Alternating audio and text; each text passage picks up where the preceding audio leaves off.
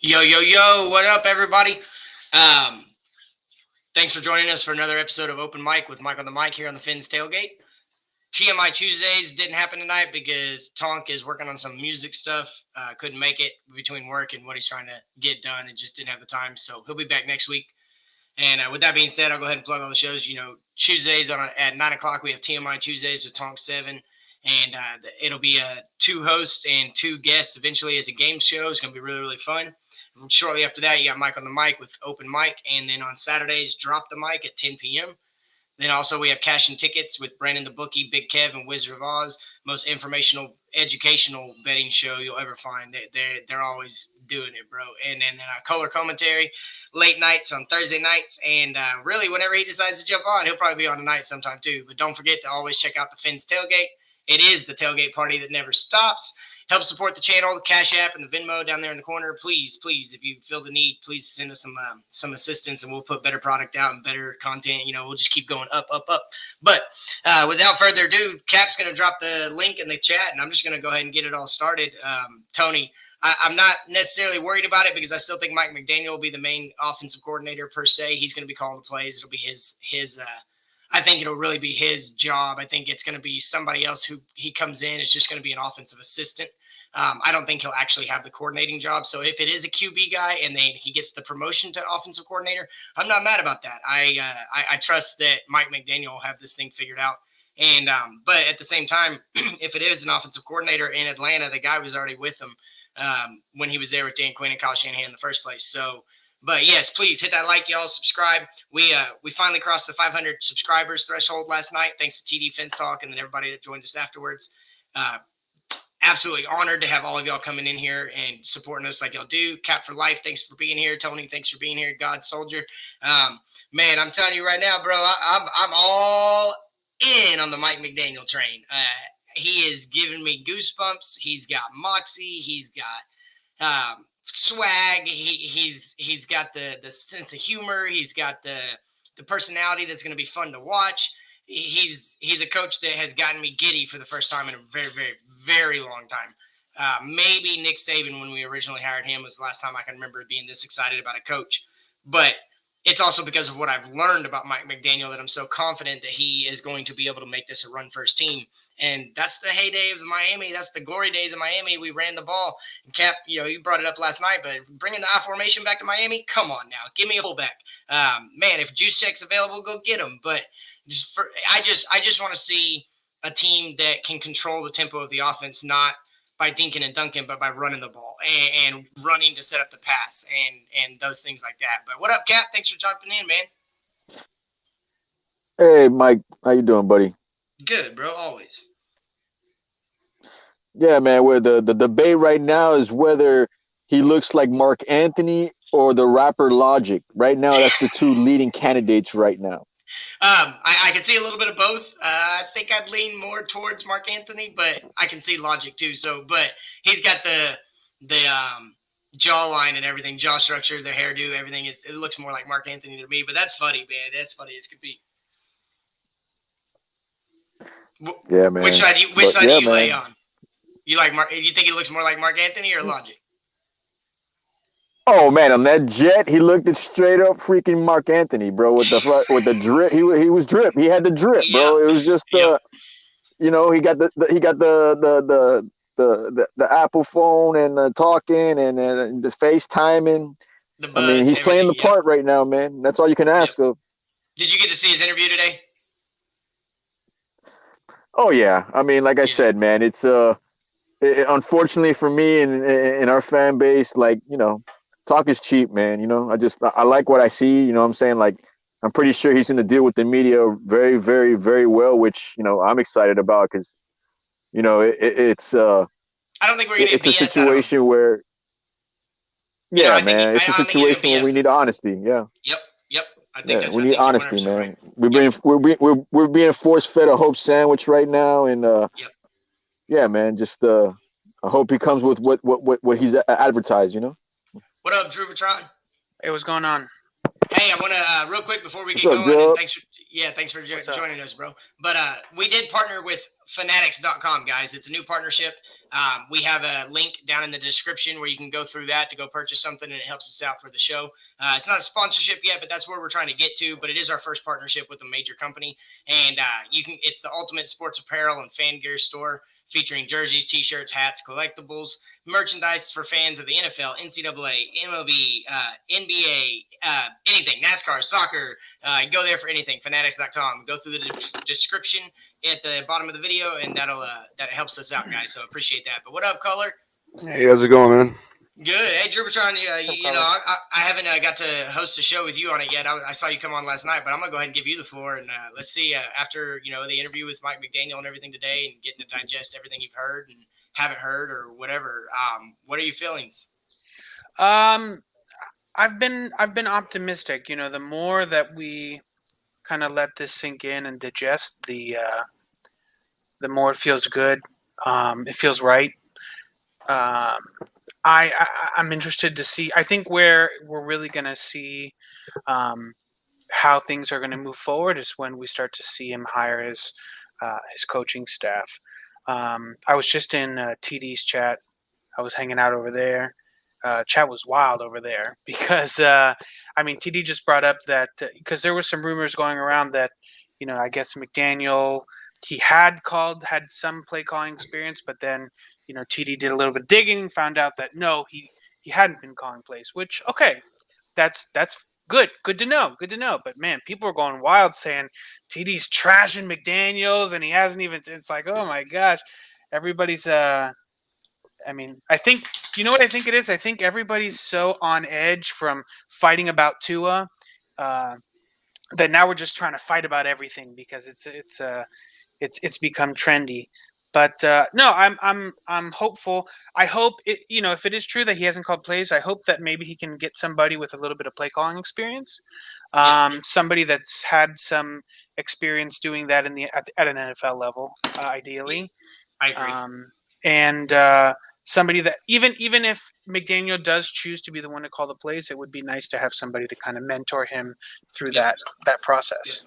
Yeah, and you know that I don't think it worries me as much because I'm a fan of a head coach that he delegates to other people, and I agree with you. It needs to be somebody with NFL experience calling plays, but it doesn't worry me that I knew he wasn't calling the plays, but he designed the plays, and I think he got the promotion so that he could get the head coaching job, and it was a way for them to keep him last year when Miami went digging for him last year. They gave him more money by getting him to offensive coordinator, and so I think I'm not as worried about that only because I'm more worried about the construction of this offense, and the play calling will take care of itself.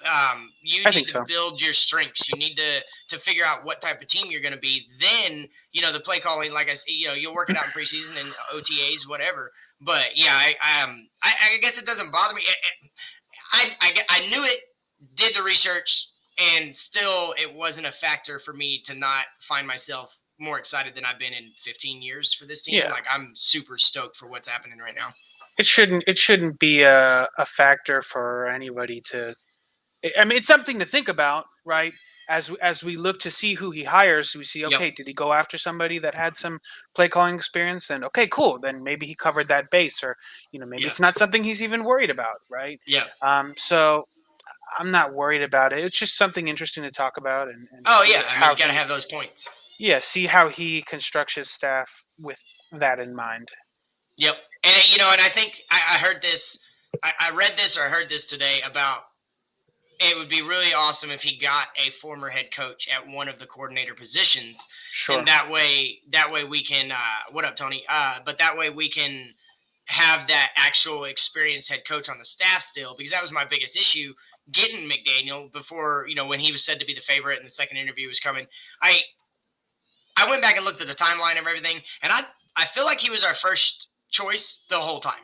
I think everything else was smoke and mirrors, and I really think that Mike McDaniel was the guy that we wanted because we showed interest in him last year. This year, we needed him big time. And so I think the only delay, I'm not saying that I thought this was ever going to be a possibility, but the one rumor I heard that I really do believe was that I think it lasted another 4 or 5 days because Sean Payton did become available and they did try to spend due diligence trying to see if he was even interested in coming to Miami. He did say on the Dan Patrick Show there were 2 teams, and I think we were one of them. And I think that's what delayed it. Plus, it also gave Mike McDaniel, he had to finish in the playoffs and everything like that. So that man's going to the Cowboys. That man's going to be. Oh, Sean Payton. Yeah, I've been saying that the whole time. I mean, Jerry Jones has literally just been waiting for him to say, "Hey, I'm coming home," and I think this is going to be the opportunity for him to do that. But Tony, what do you think about the Mike McDaniel not having called plays yet? Honestly, that's an over. Honestly, that makes no. I understand why people are worried about that, but you're looking too much into it. Just because he doesn't call the play, maybe he's the OC, but maybe Kyle Shanahan is the one calling the plays, but he's the one game planning for the game and stuff like that. So maybe he game plans for the games, but he's not calling the plays. It's Kyle that's doing it. Well, and I think like I said, I think the construction of the offense is what's more important right now because we just don't have a well-constructed system, and we haven't had one. And so it's going to be nice for somebody to come in and put his hands all over the construction of the offense, building it from the from literally the base essentials of what his strategy wants to be, taking it and building it step by step, brick by brick, and getting this offense and this team this is what to buy in. So this is why I'm looking at this. He might be looking. I'm being honest. He might be looking for an offensive coordinator in college, maybe. If he does, I will be opposed to that. I will be critical about it because like a Daniel Holgerson who recently got fired. Yeah, and he doesn't he have no, that was West Virginia. I think is where I remember him from. But Alita, that's the argument right now is that it was very rare that you saw Mike McDaniel with the play card, and you always saw Kyle Shanahan with the play card, just similar to Andy Reid, whether or not Eric Bieniemy is actually calling the plays, because I do think that he got the offensive coordinator position because he was that was to keep him last year to stay in San Francisco. And if he is or he isn't, and like I said, I don't care because I just want him to come build the offense. But Kohler, before you go, Tony, I'm gonna Trillums says I don't think Kyle Shanahan would ever give up play calling, and that's what I'm getting at. I don't think Andy Reid would ever give it up. He's his father. Kyle is a carbon copy of his father. Yep, of Mike. Yeah, 100%. He's not gonna give that power up. Yep. But at the same time, you mentioned it. You know, he was the one who did the game plan for each week, and he was the one that did insert the right plays. And then Kyle probably called the plays, but it was Mike McDaniel picking the plays for each opponent. Kohler, what do you think about all this, bub? So we have a quarterback that can't throw the ball, and we have a coach that can't call plays. Is that what we're talking about here, people? I don't think he can't call plays. It's just that he has not called plays yet.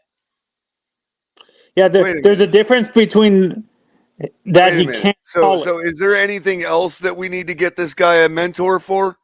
No, I don't think. Oh man, Kohler, are you happy with this hire? It doesn't seem. I mean, I love this hire, and nobody's going to take steam away from me because I'm all in. Well, I mean, I went to take a nap about 4 hours ago, and I was feeling really encouraged. And I wake up, and now we got a coach that needs a mentor for another thing.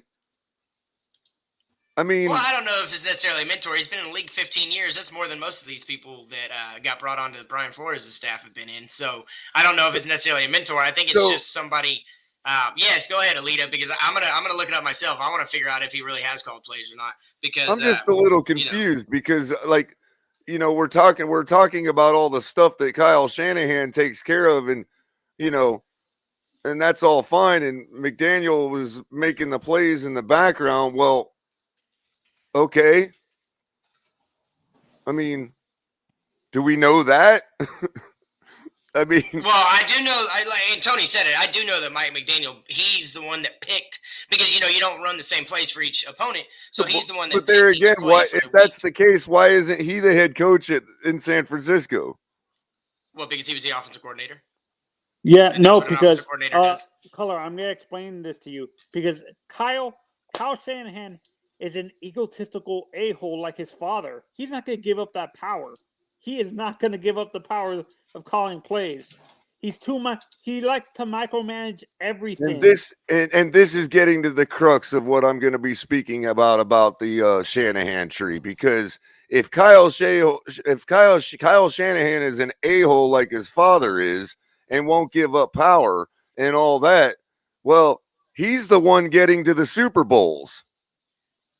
Well, but yeah, I mean, I don't disagree with you, but think about Kyle Shanahan's tree. Well, we just let go of an a-hole that wanted all the power, and so are we no longer on the Super Bowl train? I'm confused. Oh, here. I honestly think we're because there's only one man. Well, there's only one man in the Shanahan tree, and I'm going to save most of this for Thursday night. But there's only one man in the Shanahan tree that has any rings. And has any accomplishments, and that's the trunk. That's Mike. Yeah. And I, oh man, I really want to save all this, but man, I just can't. I just can't. This is like, is it for the kids? I don't understand what all this hype is about. Really, like we're hyping up this guy to the point where wait a minute, but wait a minute. When we were sold that he had all these, that this was all taken care of, like. Now we're not going to be able to get an OC. I don't understand. We got TD over here talking about the man can't hire anybody, and we got people talking about, well, he doesn't call it. Oh, come to find out, he really doesn't call plays. And we need to get that's another mentor we need to get. So I'm just really confused here. In the comments, Alita says that there was a San Fran beat writer that came on today and said that Mike McDaniel gives Shanahan the play, he relays it to the QB. So well, then why would Shanahan let him go? Well, because Shanahan, you don't have a choice. It's not like he was like, hey, you have to stay. He got a promotion. Like he's not going lateral. They didn't let him go last year. They didn't let him go last year. Didn't they do that last year? They didn't let him go last year. Okay, wait. Because he was not the OC. Let's pause for a second right there because this is where my confusion is. Did Kyle Shanahan block him from coming here? Yes. And yes. Who tried to bring him here? Miami. Greer. Who Greer. in Miami? Greer. Greer. Greer. Really? I thought Flores was responsible for the staff. Greer supposedly Greer was the one pushing. Oh, it's to get only people McDaniel. that get blocked that are good people that Flores wasn't responsible for. But we just got through firing a guy, and everybody wants to tell me that he couldn't build a staff. Well, if Shanahan is blocking the guy he wanted to bring over, I mean, really? Well, you got to work with what you got. bring him over now. Which is it? Was Flores responsible for the staff, or was Greer responsible for the staff? Well, I think it all depends on who you listen to. Well, that's my point. Because we're never going to know unless you're. We only get what we hear. At this point, it seems to me that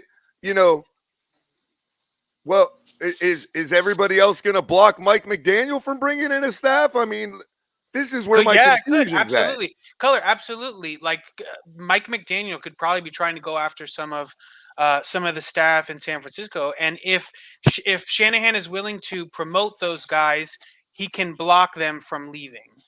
Absolutely. That's what he did last year with McDaniel. That's exactly what he did. McDaniel, he blocked McDaniel from coming to Miami by elevating him to an offensive coordinator. Yeah, and it gave him more money. Exactly. That's how he was. He wasn't valuable enough to do that. I think they were going after him for offensive coordinator last year, not head coach, because Brian Flores was still employed. I think they went for offensive coordinator. That's why they settled.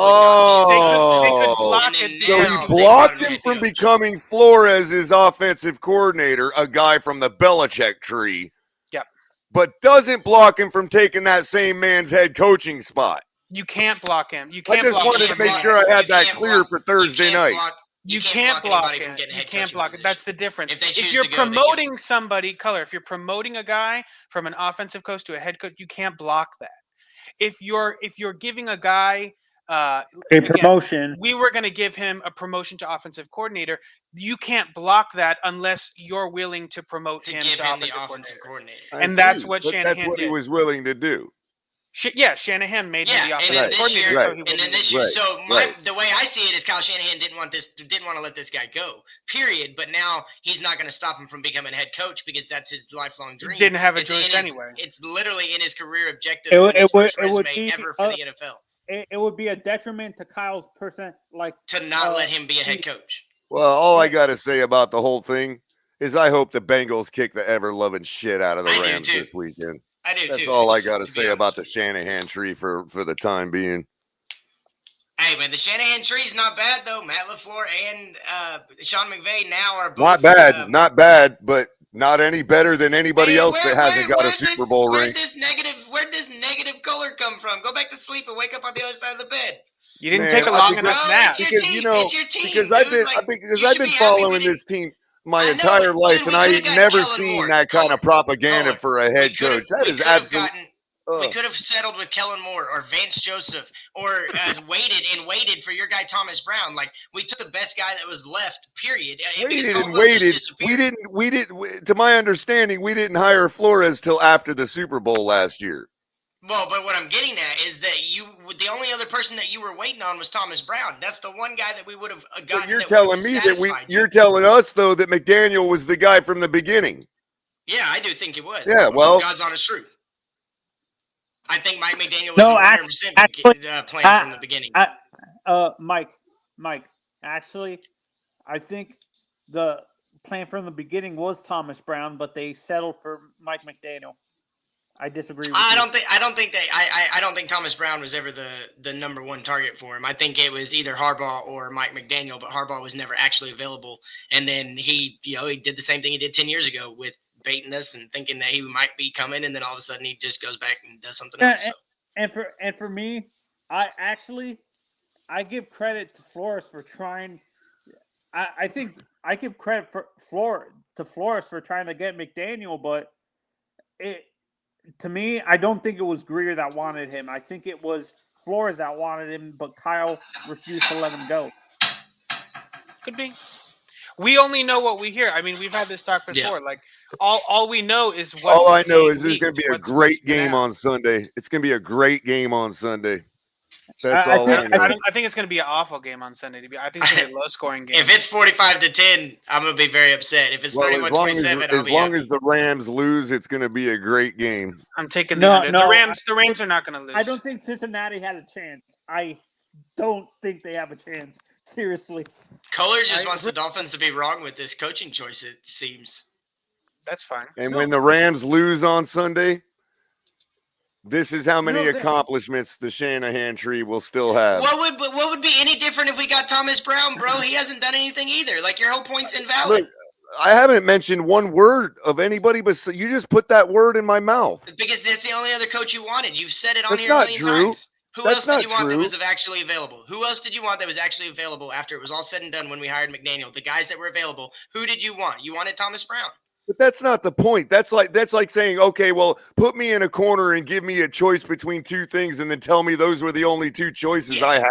But we live Really? in a world. We live in a world where we have absolutely no control, and this is the guy we have to deal with. And like, you can be negative Nancy, but it's gonna be a long ass season if you're negative like this because Yeah, you should well, at least it's been be a happy. long ass 25 years too. Hey, it has, but we're about to go back to running the ball, bro. Like, you should be Fire excited about that. Ross. It's not gonna be about Yeah, two and anymore. I've said every bit of that, and I'm encouraged about every bit of that. But you woke up pissed off. No, I wasn't. I didn't Yeah. wake up pissed off. I mean, what am I the What's the target comment now about the because Rams I'm not a fans? sycophant? No, I've been wondering why you're so negative. Like, you were how happy. Like, you Because weren't I'm not necessarily negative. happy, I'm but- not a sycophant. I'm not a sycophant Anyway. either. I'm just Go ahead, Tony. and Go- I agree. I don't think the Bengals have a chance. I really do. I understand why people have faith in Joe Burrow, but it's a rookie quarterback in the Super Bowl. I feel that he's gonna and I think Matt Stafford is gonna blow. I think the Rams are gonna blow them out. To be, I don't think. I really don't think the Bengals have a chance. People have too much faith in that offensive line. They The have Bengals are not. The Bengals are pretenders this year. The Bengals don't belong in the Super Bowl. They got lucky. They got lucky, in my honest opinion. They caught the team that they were facing on a bad day. In my honest opinion, Maybe if they I ran- think That's a lot of teams to catch on a bad day, man. yeah. I mean, Wow. Color. Look at the last two games that the Bengals have played. I mean, it's been close won 'em. games. Barely. They won them. Sure. Any given Sunday, right? I mean, Jacksonville beats. Well, beat I don't a couple know. teams Ask the this year, Rams too. because on 2 Sundays they No. lost to the 49ers. Jacksonville No. beat a couple teams this year too, dude. I mean, I mean, any was given it Sunday. an accident? Was it luck that the Rams beat the 49ers last week? Because the 49ers put up 58 points on the Rams this season to their 34. Sure, I mean, 49ers are a great team too. people, So the Rams got lucky then. yeah, Color. The Rams got lucky. No, I think the Rams No, the Rams have the deck stacked in their favor. So the Rams lose 2 out of 3 games against the 49ers. Mhm. And then they beat them in the playoffs. So that's not the Rams getting lucky. No, I No, think the don't think- Rams I think are. it's No, proven okay, I just that wanted it's to make very sure. hard to beat a Color, team three times in a row. I think So it was I the think, 49ers getting lucky twice against the Rams, putting up 58 points against them. Color. I Maybe think not I lucky. think- It's just it's hard to beat a team 3 times in a row. Yeah, Color, I think I both of agree. So those- the Rams got lucky that they got to face him a third time. No, I think both of those things can be true. I think the Rams are a better team than the 49ers. I think it's more likely the scenario that the 49ers had a good couple games against the Rams. The Rams are a better team. They're a superior team to the 49ers in a lot of ways. I mean, the team is stacked with talent, top to bottom. I mean, this is like They not paid debatable. for this Super Bowl. They paid. For Yeah, the Super I Bowl. mean, this is literally pay to what win. they paid for. This is Yeah. what you did. This is what they did.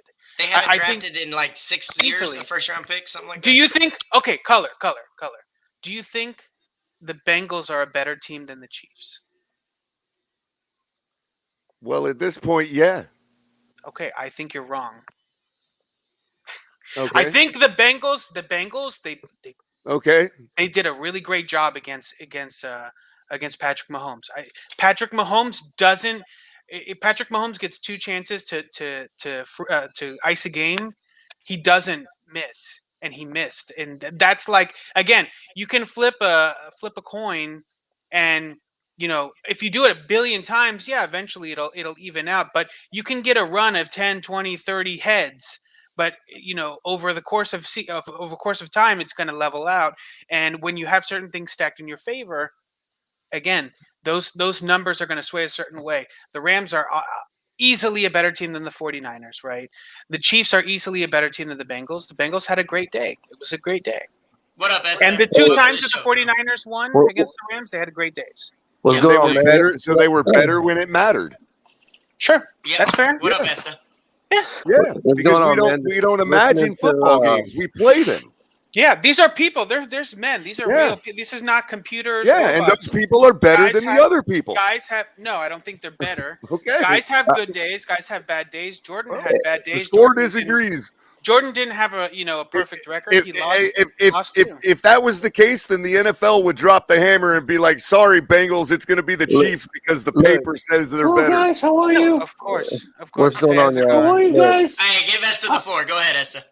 look, I'm man. new to the panel, guys. I'm new At, to the at panel. some point, is that Alex? Yeah, it's I'm Alex. new to the panel. Yeah. No, this is not. Oh Alex. man, I'm I new to gotta the cut panel. in before Alex continues the bad takes that Drubitron was on. Look, man. What At up, some Esther? point, y'all are gonna have to wake up. Anthony and Drubitron, listen, that's a lot of lucky football when you win the AFC North and you beat KC twice in the same season. So And there's something to be said for putting oneself in the position to have good luck. There's You- something to be said for that too. Correct. I See- agree. where you need to start paying attention and wake up is the fact that every game that they played in the playoffs was competitive. The Raiders game was not easy. That divisional round against the Titans, that same Titans team that make Tua look bad, yeah, that team, Titans team Burrow didn't make Tua beat look that bad. team. Don't do Burrow that. beat that Don't say team, that. and he went on the road the next week in KC in an AFC title game and got them through that. Regardless, his kicker made some, good kicks. Hell of a bunch of cakes. I That- think he's but 12 that's- 12 right now. Joe Man, Burrow That didn't dude win was that game. fiercing. Joe He got Burrow ice did in not his win that veins, You game. guys That are dude got ice in his reaching veins. way too much, man. I can't hear that no more. I was trying to go to bed. I Joe wasn't- Burrow did not. I got to go to work tomorrow, and I heard all this ridiculousness and this stretching the truth of what I don't know. I don't know if it's the Tua fan in you or what, Drebitron, because I know you're Tua near, bro. No, But no bro, two man, years you're here. gonna have to wake up at some point. Even if Burrow comes out of this on the wrong side, the fact that he's even in the Super Bowl, you should be raising an eyebrow. Not just that, it's the level of football that guy has played with, going back to college, Sure. has been consistent. This Joe guy Burrow's was a great quarterback. this I would guy- love to have Joe Burrow as a great quarterback. This guy had ice in his veins in the SEC title game. He went through 2 college football playoff games in which he literally looked like he was dominant. And then he comes into the league after breaking his leg and redeems himself and looks like Joe Burrow. LSU Joe Burrow? No. Hey, I got You Cincinnati gotta- winning 31-27. Gotta wake up. Yeah. I'm Hey, Esther, What's up? I love you, man. So we've been back and forth on TD and everything. Hey, I get what you're saying, but we cannot discount that having a whole new system, somebody who believes in our quarterback, and again, and I've been on record saying, you guys, a lot of people want to tell me I'm the number 1, 2 in the year. That was your thing. But I'm not, because I've said multiple times, if he ain't working out, you got to move off him. But I think that in this situation, given everything that's going on, we obviously got to wait till the staff is in, and then we can go on to personnel changes as far as coach or players are concerned. But This man, is PT therapy talking. yeah, Okay. Listen, bro. I wasn't even talking about Tua. I was trying to go to bed, and Drubitron and Anthony are making all these ridiculous takes about Burrow, bro. I wasn't even talking about Tua. No. well, you just said the two lovers, No. Well, so I didn't know. No. Well, Jumbotron wins. When they hear you talk about Tua, they come out of the bushes. Oh man, it's just like Nah, actually, I came over from Miami Sports Fanatic. We all coming over into the chat now. They came out, so Gio and Batman, they all sending their love too. But nah, it was again, I get it, and I love Joe Burrow, bro. He's got, like you said, he's got ice in his veins, and some guys got it. And I think that. Go ahead. Sorry, I didn't mean to cut you off. I just want CT. I just want Jumbotron to realize and wake up that he sounds ridiculous. Esther, listen. This is the thing. Because you people don't. The people that only. It's usually Tua haters, right? Because everybody's like in a frenzy now because they hate Tua. It's not even about it's Tua, the same man. people. No. It's everybody likes. We were just talking about it. Now everybody's so used to fighting about Tua, so now we fight about everything. Listen. These two things are not mutually exclusive, right? Nuance is possible in the world. There's more than just black and white, okay? I think Joe Burrow is I think Joe Burrow is a great quarterback. Joe Burrow has been doo-doo in his last 2 games. And he got sacked 9 times and threw for 300 yards. How's that? The competition increases in the playoffs, and the guy continues to win. That's why W's are what matter. That's why the only thing that matters is a W. Matt Stafford doesn't look like. Hang on, Jumbotron.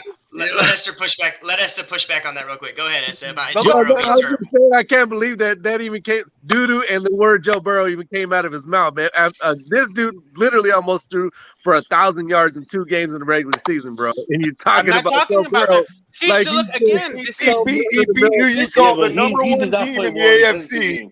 Let's make this is playing like doo-doo. And what happens if he doesn't play like doo-doo? Guys, hold on. This is the problem.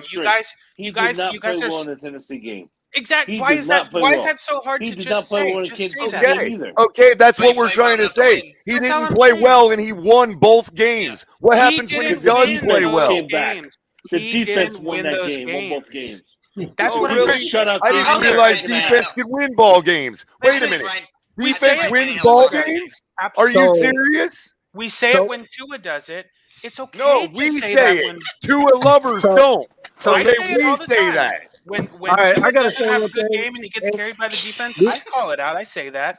Don't put that on me. Don't put that evil on me, Ricky Bobby. You put all the Tua hate on me. Listen. You guys are you guys have this love affair. Don't put that evil on me, Ricky Bobby. You have this love affair. There you go, gaslighting again. We had some kind of love affair. Yes, with our defense? Yeah, the one that wins us games? Color. It's okay. It's okay to say that Joe Burrow had a bad game and still won the game. What game are you talking about? Now, can I say this real quick? Hang on. Before everybody stop. I'm gonna go in order. Alex, you already said something. John, go ahead and say something, and then Big John, you're gonna have the floor for a second, and then we'll get back to CT and roll back around. My name is not Alex. I'm McDaniel Tua for life. Okay, well, Islander dude that doesn't change his picture and expects to be known as. I'm also defaulted to Little John. Big John's in the panel. Little John and Big John. That's fun. Hey, but Big John, you jumped on quick. I gotta hear what you got to say with all this. Well, I'm going to let them go, but first I'm going to give I have to do this, Masari, just so you know. Get ready, because it's coming. I'm just saying, shout out to Phil Sims, shout out to Farmers Porn. Hey, they need sponsors. Oh, my God. I'm saying, hit Mike up, please. Oh, Jesus. Mike supporting all the multiracial channels. Shout out to all. Yeah, he just, put that, there you go. Bro, I died last night when he said that, Mike. I died. Yeah. Mike always supporting. You know what I'm saying? Go ahead, Mike. Support all the little people, Mike. Oh my God, George, really? Oh, this is greatness. No, I just want to push back real quick on color because I agree, and you and I agree on a lot. But the one thing is you cannot say that our defense carried this team when we were 1-7 at the beginning of this year, and 3 of those games, whether it was Jacoby or Tua, that we had ample opportunity to win the game and had the lead. And our defense and Flores. Wait. Let me finish. Let me finish, Color. And you can go. I get it. I know you got pushed. The one game you're talking about, we were 1-7, and the one win we had was because Xavier Howard stripped Mac Jones of the football. Yeah, with 6 minutes left. Whack Jones. With 6 minutes left, because you can't sit there and you can play that butterfly effect all you want. We don't know how that game would have ended, irregardless. But what's not debatable is even 2 games with Jacoby, 1 with Tua. The offense came out and gave the team the lead with under 6 minutes left. And the defense could not shut out the game. With a score at the end of the game. We appreciate that, offense. Wow. Hey, what up, Little John? Go ahead, and you can't. And you know what? Something is. It's about clutch moments, Colin. It's about clutch moments. Clutch moments. To be honest, I gotta go, y'all. There's a whole lot we can debate on what CT's saying. I ain't gonna go there. It's time to move on because you could always counter everything that CT just said. I ain't hating CT, but you know, there's just a whole lot. That's a loaded topic, and it is. I agree. Okay, Color, hang on. Esther's about to go. Everybody shut up. Hey, everybody stop. Esther's about to get off. Let him finish. I gotta go. I got the best Mike McDaniel thumbnail, hands down. You know what I mean? I don't care what nobody says, bro. I don't think y'all know who that is. Is that Rick Moranis? No, it's damn it, I know that guy. It's Nick from Honey I Shrunk the Kids, bro. Yeah, the little boy. That's fucking Rick Moranis, bro. Yeah, that's funny as hell. Yeah. Yes, Rick Moranis. Later, Esther. All right, Hey, much love, man. Hey, Matt, get out of here, man. Hey, Matt, I honestly have no idea. I'm just glad to see Estefan. I haven't seen him in a minute. I thought Tuanon got to him. But oh damn! John, still alive and well. He was kicking this morning. Are you ready to jump on the Tua bandwagon right now? Fuck no! Fuck no! You out of your fucking mind? You out of your fucking mind? It's like a fucking bandwagon headed off a fucking cliff. I can't wait to see you guys burn in flames with this one. You guys are preaching to us still. It's hilarious. You got to hear Twitter. Twitter is going. I can't. I don't give a shit about Twitter. Intellectual people in my situation, I can't wait. I can't wait for a guy who's an offensive minded coach who's not fucking all about Tua to bring in what I've talked about all along, and so many other people, including Mike, is we bring in this run game and we allow the trenches to dominate this game, and then we don't need a top 5, top 10 quarterback. We don't need Tua to be elite. We don't need Tua to be an Aaron Rodgers, Patrick Mahomes. We don't need that. CT, this is the problem. This is the fucking problem. I'm going to explain it to everybody right now. If we don't need Tua and we're still successful, everyone's going to still say it's because of Tua. You're right. But and I allow that to fucking happen. Look, John, I agree with you. I agree with you, but listen. No, you're good. But hang on, listen. The thing is that I'm on the Mike McDaniel train because I think Tua does have 1 year left. And if we are very successful, they'll let him finish out his rookie contract. But if he doesn't do anything to take this team to the next level, if he doesn't take this team to the next level, then they are going to be looking to repace Tua. But that's where I agree. If I want to push back on that because you want to come at me, and I agree. I don't paint me as a Tua lover because I do like the kid. I also see the faults. But the question is again, having a defensive minded coach, not having the offensive system put in place. Now with Mike McDaniel and all of his abilities, there are no more excuses. There are no more excuses. It's put up or shut up. It's put up or shut up. Real quick, before Tua butted his way into this conversation, we were talking about the fact that the point I was making was that we are picking and choosing when we like to credit defense for wins. Okay, because we don't want to credit Burrow now for doing anything. So it was his defense that got him to the Super Bowl now. No, And I was Nah, only I don't pointing agree out with that that. we're picking and Whoever said choosing that when is we like asinine. to, when we like to blame the offense and when we like to blame the defense. We're picking Let me and choosing explain. that. It wasn't even It about was Miami. me. I didn't It even was make me it that about said Miami. that. No, it was It was me that Esther when said I that. had Here's the came in. thing. My bad, color. I didn't No. try to bring all that Color, chaos. I'm gonna explain. I'm gonna explain what I And meant so by the the whole comment. panel Okay. devolved Here's- right now from because we brought up one man. Hold on. Let him talk, Tua. Color. Let him talk. Let Alex talk. Color. What I meant by the comment is this. Okay, the defense, Cincinnati comes to the first half, they give up 21 points to KC right out the gate. Okay, and they go into halftime 21-3. The defense comes out in the second half, a totally different defense, only gives up 3 points. Yeah, it's called adjustment. Burrow, yes, they made adjustments. Burrow did not have a good first half at all. He was terrible. Okay, he comes out in the second half, makes some adjustments. Bam, comes out, beats Kansas City. The Tennessee game, he looked like straight ass in that whole game. Okay, the defense kept him in the game the entire. The defense kept him in the entire game. And then what happened after the second half? Okay. He made But- adjustments and they won, He made right? his adjustments. So you just got through saying he looked like ass the whole game. So you only think the did whole not have a game good is the game. first half? But he did not have a good game at all. So I'm not going to sit Yeah. here and tell Wait, you. wait a minute. He went in that- at halftime and I'm made not gonna sit adjustments here and came tell back you out that and won Burrow the game. Won them the game. I'm not going to sit here and tell you that Burrow won them the game. That's playing I'm not like gonna sit here and ass. tell you that.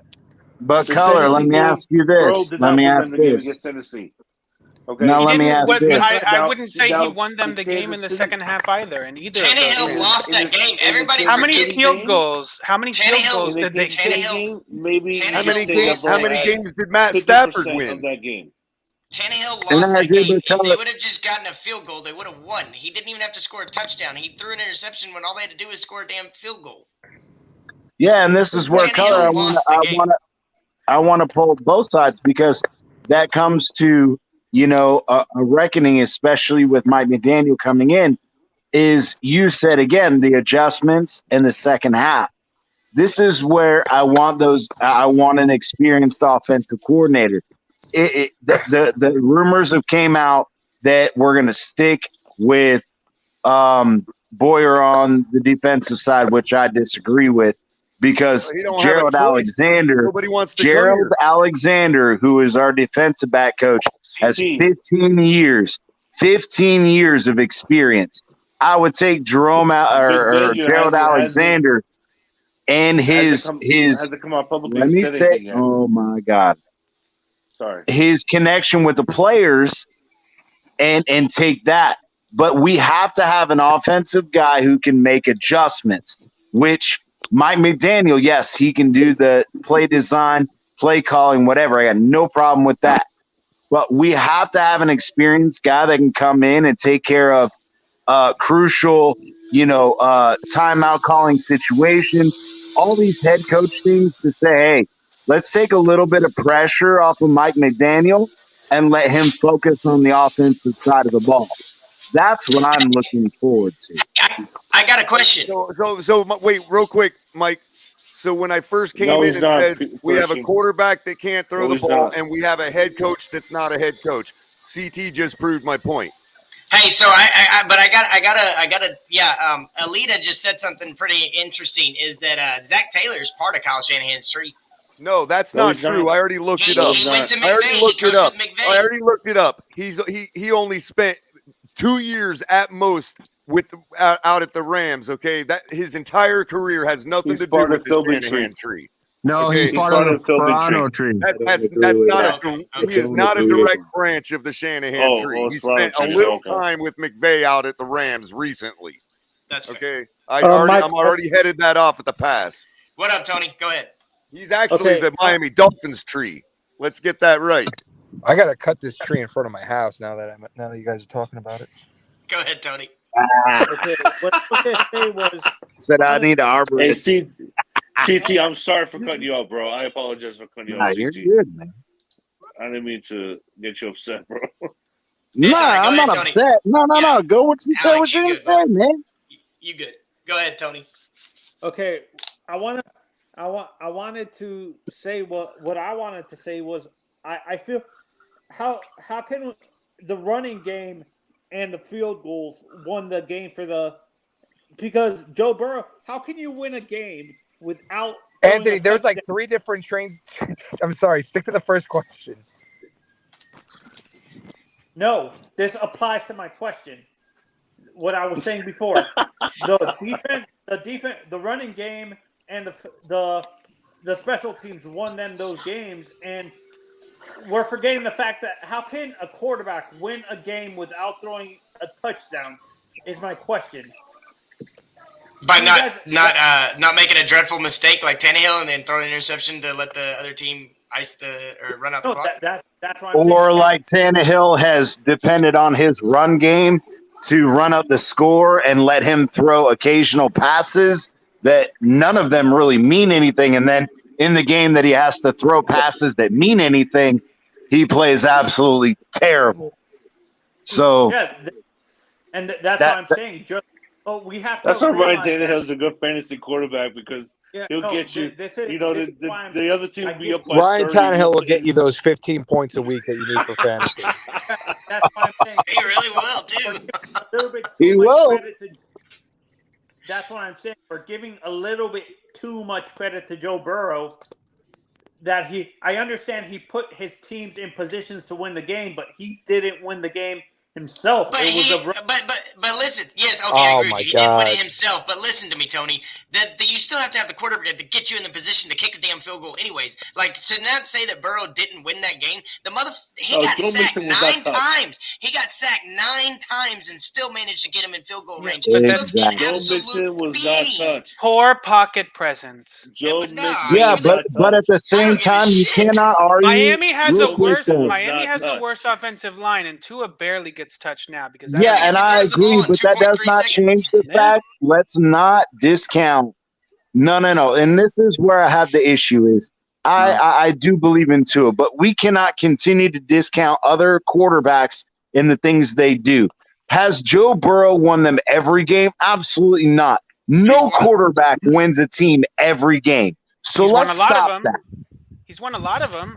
I'll be the first to Nah. admit he's won a lot of those games. Hey, But real quick. again, Apologies, Elite. I didn't see the question mark, but thanks for the question. And no, he was not part of the McVay tree. He spent 1 year with the Rams in 17 and 18 as a wide receivers coach.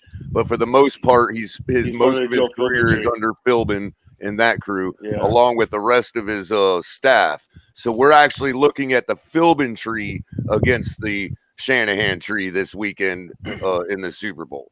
Just More to like a correct the record. Batman. Philman. Joe Mixon was not touched. Joe Mixon was not touched. Okay? And I think it would I be still- hilarious if the Bengals win. I absolutely think it'll be hilarious. I'm rooting for the Bengals. I want And it. that's not why I'm 'cause it's doing my show hilarious, but about the that's the money Shanahan maker. tree on Thursday night and not after the Super Bowl. Because Dude, if Why does McVay everybody wins, want the Bengals to it win? shoots down my whole Why narrative. does everybody want the Bengals to win? Hey, Why? color. I That's want- why we love It's football, the right? underdog. It's the Matthew, underdog. Matthew Everyone wants Stafford to- deserves a Super Bowl. I have a question. Sure. Color, I have a question for you. Did you see that they were talking about on ESPN? This Super Bowl is the most bet Super Bowl in history in terms of Really? Vegas. Yep. Well, that's because of all of the increased markets in other states, though. So you can't discount that. Because 2 years ago, when the NFL, the MLB, the NBA, and all that went against the betting guys, the Supreme Court said, yeah, each individual state can decide whether they're going to allow betting or not. So I think that that's a false narrative. New York. I think just that's a opened up. false narrative. He's right. New York just opened it up. Yeah. All right. What up, Batman? Appreciate you jumping on after the show, bro. What's going on, everybody? I'm gonna give you the floor for a minute. Go ahead, bro. What's going on, everybody? Much love. I know we ended the show a little later, but I wanted to talk to the fans because I've been out for the last 2 days. Gio had to do the show by himself. But a lot of stuff, obviously, coaching. We got a coach now. But I'm excited. We're not going to deny that. I'm excited. But time out on that because, like I said on our show, I said, look, what he does now, as far as filling out that staff, is what's going to put everything afloat as far as me being happy with the decisions we made. I like the coach. I like what he brings. I don't like the fact that he's a brand new coach. I know he has experience, 15 years, blah blah blah. We've heard it up and down. But what he does now, as far as DC, his offensive coordinator, defensive coordinator, special teams, and how he fills out this coaching staff is what's going to set me to believe in this guy more and more. I think he's going to bring something productive to the offense. But I want to see what's next. That's where I'm at right now. What's next? And obviously we got the rumor tomorrow that we got an interview tomorrow for our offensive coordinator from Atlanta. I want more. And if I'm not trying to be optimistic. I'm not trying to sound down because I am happy. I'm excited when I heard the announcement this weekend. But I'm excited. But I want more. I want to see what unfolds now. Like what's the fourth card coming out? The fifth card. I want to see what the deck brings. That's what I'm trying to see. Yeah. Color going out for a shootout, bro. I was gonna say, Color. That's going for a crazy. shootout.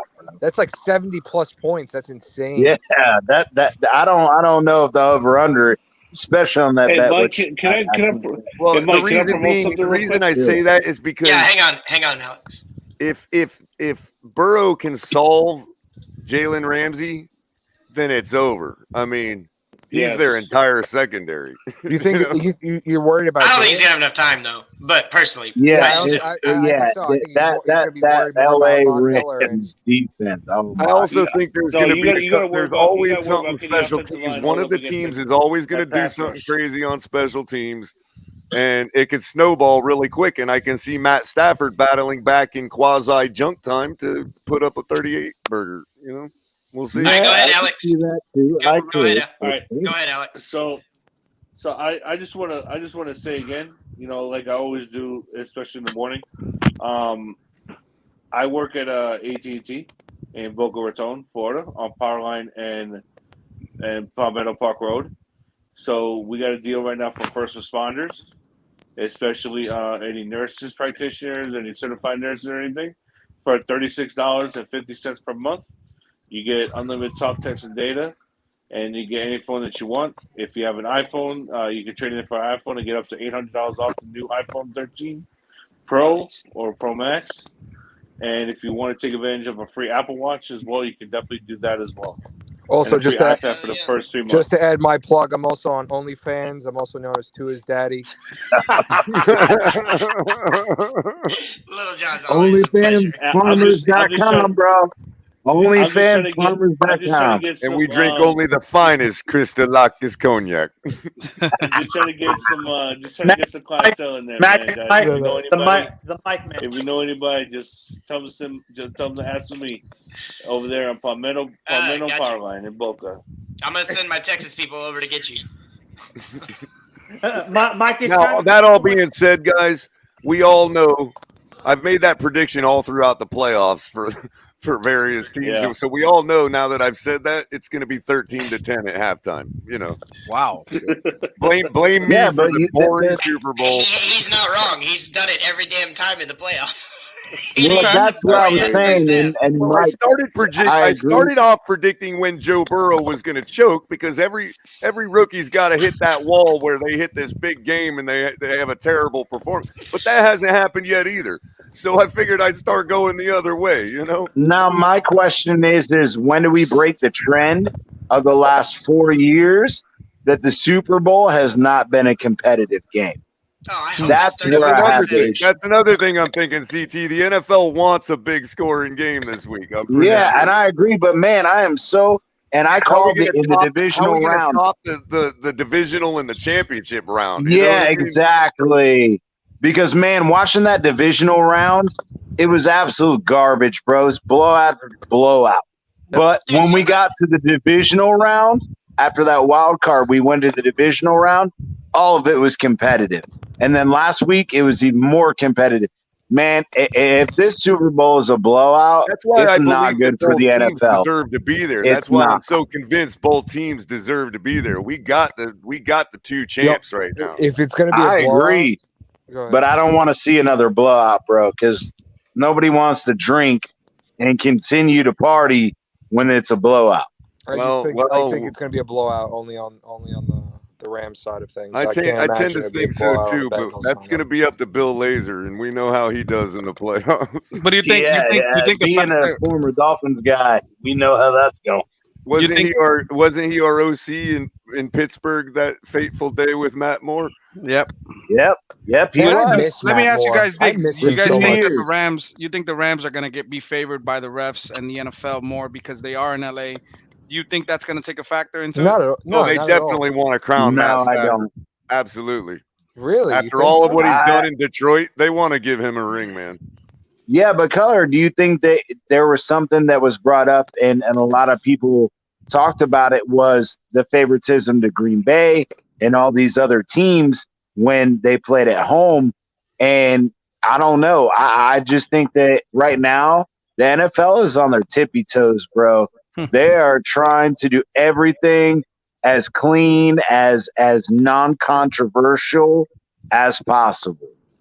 So that's Hey, something that may play into and that. just to go The to other half- thing could be said that they want this guy Burrow to light it up too, and be viable marketing wise for the next 10 years. That What is better true than a- too. I'm just going to what better call it than a guy now. like that winning the bowl? I think you the know? halftime show is going to be a major bust. I just have the Really? yeah. I don't think it's going to be. I think it's going to be very very light. I don't think they're going to go. I mean, they're old. Everyone's old in that. But I don't just think they're it's hard. It's hard because when you incorporate so many people and in so little time, it makes things Yes, very sir. difficult. It makes it very difficult. yeah. You're literally what up, getting Gio? snippets. What's going on, Gio? What up, Gio? What's up, everybody? What's up, Mike? What's up, Drubatron? Color, my brother from Germany, Big John, Alexander, Batman, John Christolakis. What's up, bro? What's up? What about Mickey Harrison? That's Big John, bro. What about That's my CT? guy. Oh, CT, I didn't see you, bro. What's up, when my man? Mickey's our next owner, we're all gonna have to pitch in and get Mickey a brand new camera, new Alexander, microphone. Set him up in and a No, if, studio. you if Big John would turn the damn light on, we'd be good. CP, Big John, Big John, Alex. Big John, Alex, CT, who told you guys to come over to the Finn's tailgate? Nah, Gio, you told us, and I already told Mike on the mic, man. He sent us all over You here. did. Miami Sports Fanatic Show, guys. Go like and There's my subscribe on their brothers out YouTube there, page, too. man. That's all. Yes. Color, quick question for you, Color. Oh, go ahead. Sure. Color, you know you my brother, bro. So I gotta ask you, what happened, bro? Who said something to you that got you hot on the mic today? No, By the I way, here, just Boston music I playing was right now. I was like ready to take the pill, the McDaniel pill, Okay. soaked in bourbon, and oh, by the way, that wasn't no offense to him. His last name is McDaniel. I mean, I was just thinking, There you go. Jack and all that. Oh, But yeah, and then I took a nap. I wake up, and the next thing you know, we got Don Shula as our head coach, and he can't hire any staff. And I'm thinking, now we got a quarterback that can't throw and a head coach that can't head coach. So Color, but listen, Color, Color, I need stop you to that, bro. live. Stop I need you to live for another 30 years, Color, before we win our Super Bowl. So you can't be that upset, bro. Well, that's a good point. That's a nah, good if point. you look on Dolphins Twitter, they're already crowning McDaniel, and I cannot allow that to happen. I'm the one that Come on, come on, Color. I need you around for the next 30 years, bro. I texted I hear Color you. in the afternoon. I was like, appreciate that too, man. Twitter. I'm gonna have to Dolphins talk to Twitter is Ma, crowning bro. this I'm gonna guy have as to Don tell her to Shula. calm you down a little bit. Give you an extra pill here in your food, man. Oh, she's already jumped Oh, the shark, shit. man.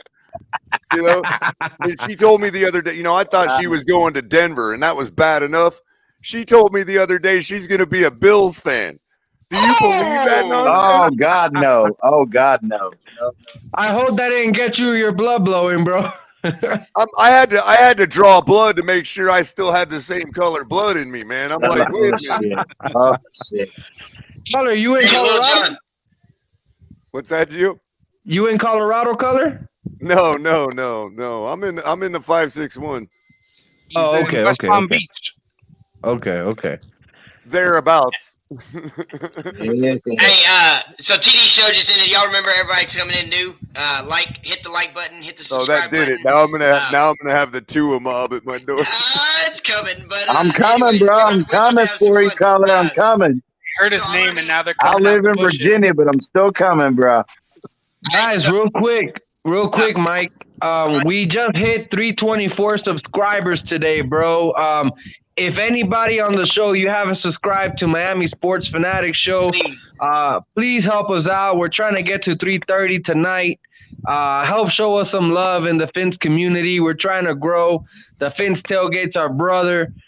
We started at the same time. Those guys are legit. I can't wait to meet Mike. I know Batman's met Chris. We gotta all link up for the Fins for the Fans Fest. Yeah, Fins Fest. Yeah. We gotta figure that out, man. It's 8 months away. We got time for it. Yeah, I keep talking to the guys that run it, TPP, and I told them first. I know right now there's a big speculation that the away game, and don't kill me for it. I'm just throwing out some news for those of you who want to know. It's going to be that Chicago game in Chicago. That's what they're thinking as far as doing the away game. And then for the Fan Fest, we are going to do it down here in Miami. As soon as they get a date, they're going to let me know, and then obviously I'll let everybody know. Hey, Chicago, go to Nike Town when you're up there if you're going to go to that game. It's freaking dope. Really? Cool. Oh, Nike Town is the shit, bro. Like, anything and everything you can think of, Nike, they got it. Everything. I'm retired. I'm completely retired. I only buy for the girlfriend now. That's all I do. That's all I do. I'm retired. Shit. Yeah. I had to put my Dolphin. I put my hat on. I didn't have it on originally, but I got died made fun of inside for when it, you so. said that, by the way, because I know exactly where you're going. No, I'm 100% retired. Like those that don't know me, I've been collecting sneakers since 1997, and Man, they're gonna break, Batman. Oh, they do. Unfortunately, they do, and you better be wear wearing them. I do, but I don't go out as often as I used to, and so little by little, Magic erases, bro. Magic it's an investment. It's an investment for a house. So one day when I do sell everything, it's an investment for a house easily. So That's dope. You got like my brother-in-law has like a closet in his house. You walk in and it's just shoes lining the walls everywhere. I have an entire wall. That's I think on the first time we did an episode on the what was it, Gio? Miami Sports Fanatic. Miami. I forgot the show. Wow. What you talking about? Well, we did it. The first time we did a show that wasn't on our platform.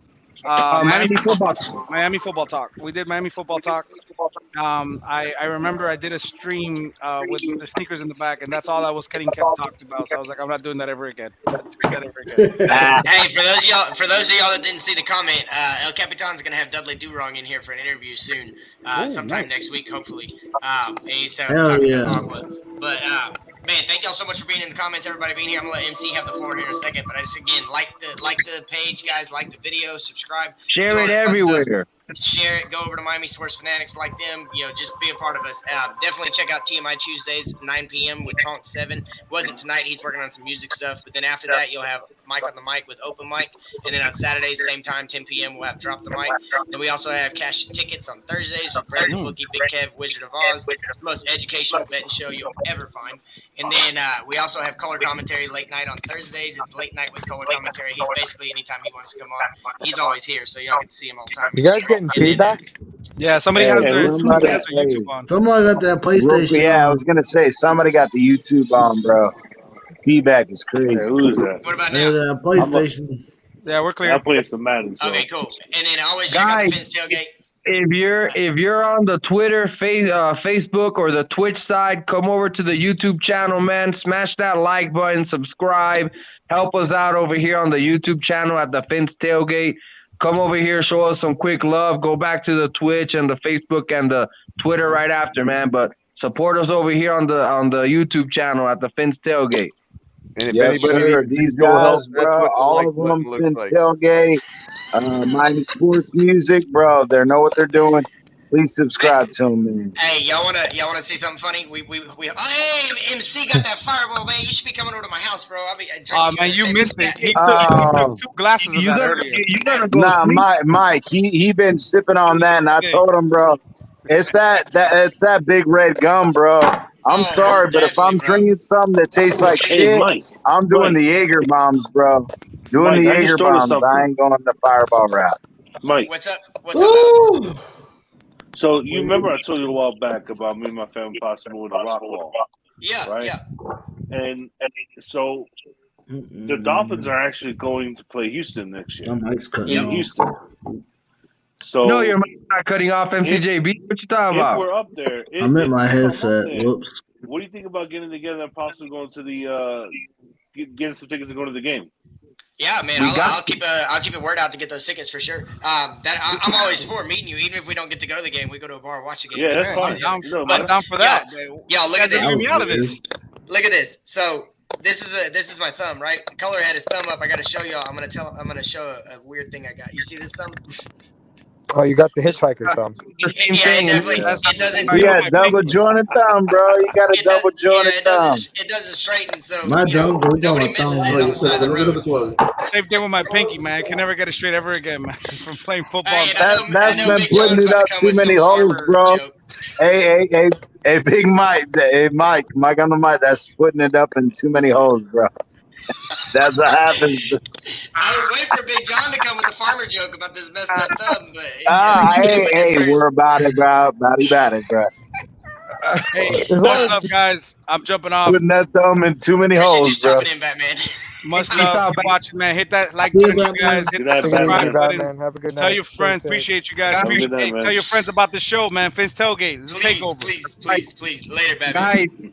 Guys, be sure to catch the Batman. He is practicing for his next movie coming out here in a few weeks. Premiering. Just don't let him get near. Don't let him get near your woman. He'll pick her up. Hi. Well, we know Big Mike. We know Mike on the mic. He got that crooked thumb, so he'll take your we know who to stay away from, bro. Get him in some booty. He putting it all up in there, bro. Walking backwards with his thumb. You going my way, Batman? Hey, Batman. Oh my goodness, Mel, he's not even here to defend himself, guys. Come on now. No, hey, Hey, Mike on the mic. We gotta find a clinical diagnosis for that, bro. It's called the Will Fuller. It's called the Will Fuller. No. I've been over the Will Fuller thing. Nah. Mike on the mic got a special kind of thumb, bro. He got a special kind. Yeah, double jointed thumb. Did you guys see his IG page? Hey, that's what you guys call. That's what you guys. guys. 11, make a wish. 11-12 now. It's 11-12 on the East Coast, bro. Damn, I missed it by a few seconds, bro. That's what you guys call farmer's thumb. Hey, political thing. Hey, I'm gonna put a paper out on that, Big John. I'm gonna put a paper on that. I'll send you a picture. Hey. I don't need pictures, bro. I just need I need some ancillary evidence, bro. Ancillary evidence. I need proof. Why your thumb is that way? That's the pictures I need. It tore his ACL. Yeah, whatever. Anyway, let's get back to the Dolphins, boys and girls. So I'm gonna go with Gio. How do you feel about McDaniel, bro? Bro, I've been conducting that train. I almost got color convinced a few weeks ago when I mentioned all these things about McDaniel before the media started saying, "Oh, he's been with the Shanahan family since 2005." I've been saying all that stuff weeks ago. I almost got color on the wagon, and then I don't know what happened. He spun back out. Well, I think because he don't like to. It's because he don't like to. I just got to thinking deeper about the Shanahan tree, and like again, y'all can see what I have to say about that Thursday night after cashing tickets. I've got it came up in chat yesterday in another chat about people started talking about the duds that are the branches of the Belichick tree, and I got to thinking about why that is.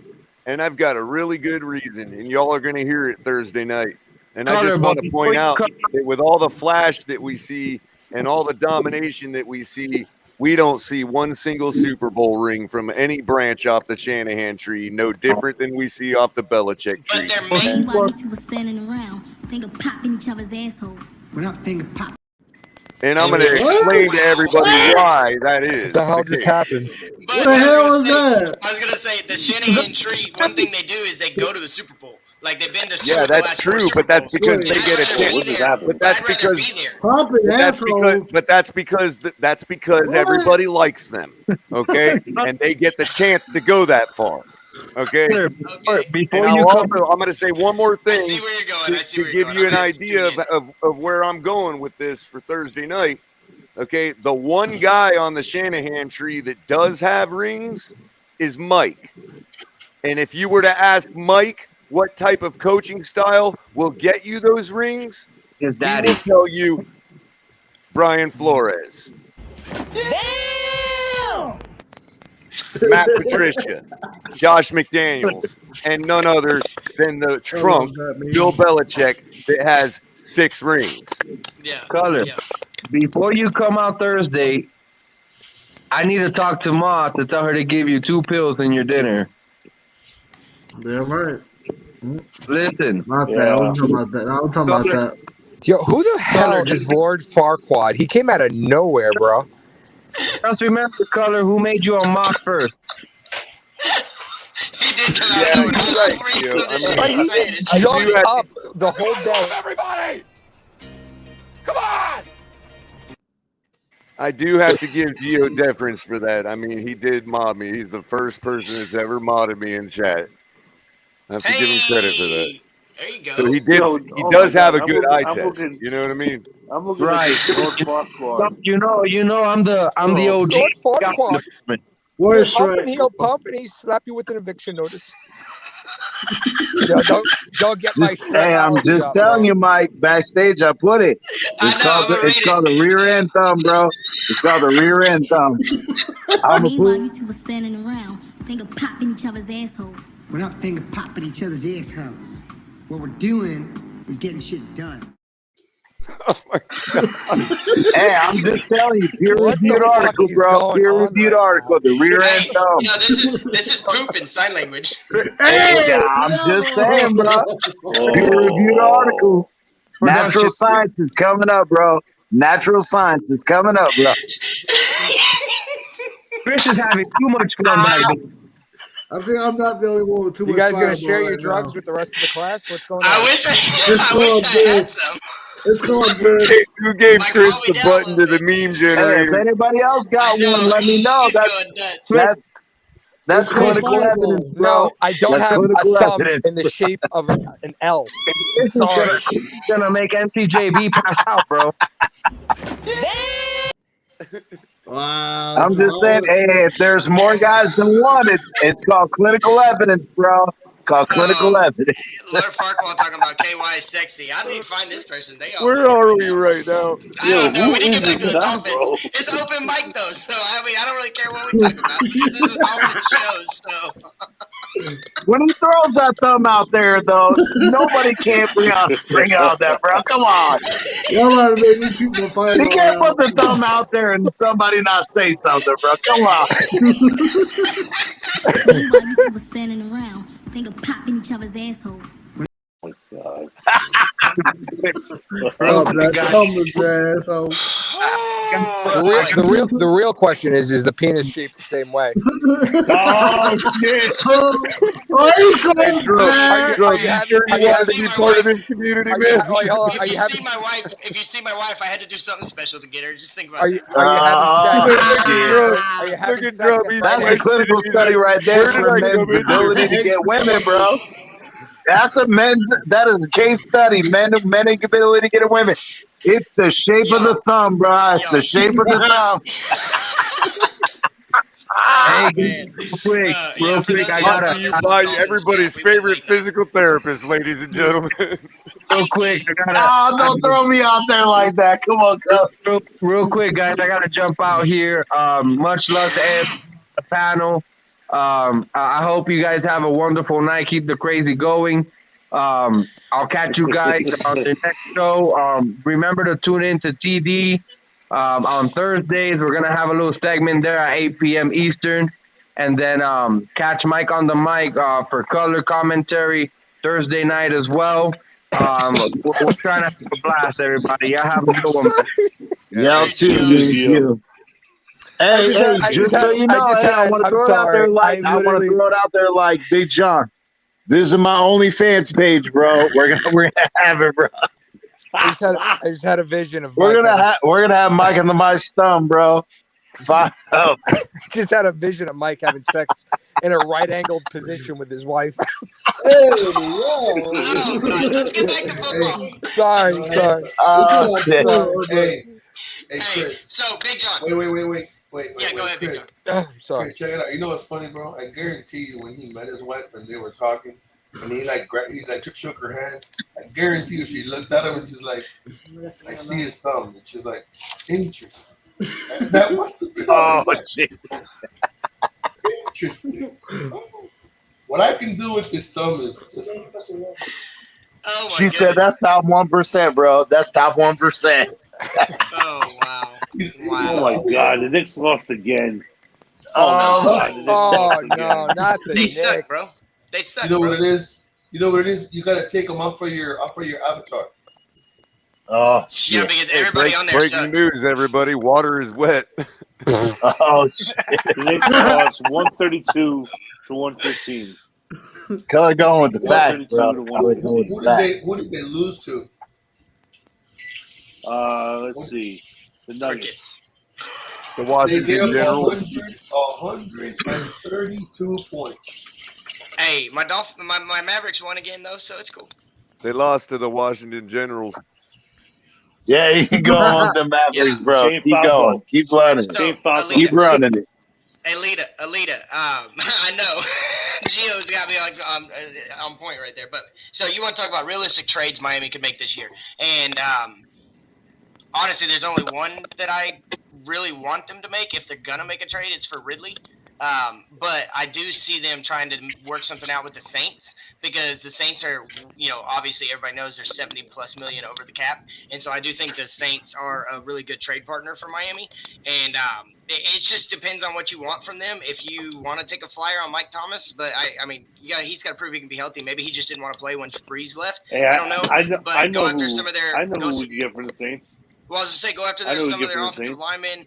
If Kamara gets, whatever, if he's taken out of this with this battery that he's getting charged with. I saw a picture. The dude looks like he got jacked up. But Mark, I don't know if the trade market's where we're gonna go. The Giants are looking to shop Saquon Barkley.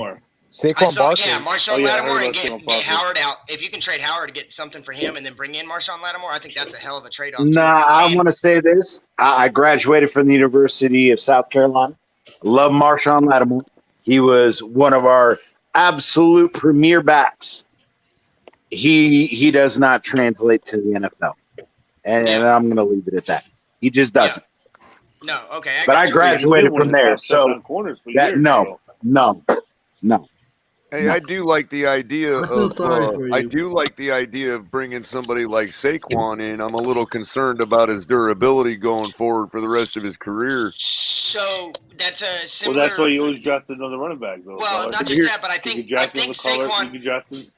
So I think you could Saquon. draft another color commentary. Yeah. You could draft another color commentary and then sign another color commentary. I mean, oh my God. Oh, But- goodness gracious. So, but You know what I meant. I do think that we might trade for Ridley, but I don't think I think free agency is where we're going to go. And El Capitan says if we lose Howard, we lose the only Pro Bowler on the team. I'm fine with that if he doesn't want to restructure his deal, and not that we need the money. Save But about $13 million by if he's going cutting to Howard. be too, well, if he's going to be too, if he's not going to be, if he's going to be selfish, if he's going to hold out again, I say move on. But the deal with it right now is that I just don't think there are, I guess, she says, or Alita, I don't know if that's a guy or a girl, but if we are going to trade for some with assault issues, I'd rather have Hunt on my team, which definitely 100%. Did he just I get think in it's there? imperative to keep. I think it's imperative to keep Xavier Howard. I really do. I don't want to see him go, Yeah. but Can I make it a is quick what it point is. on him too?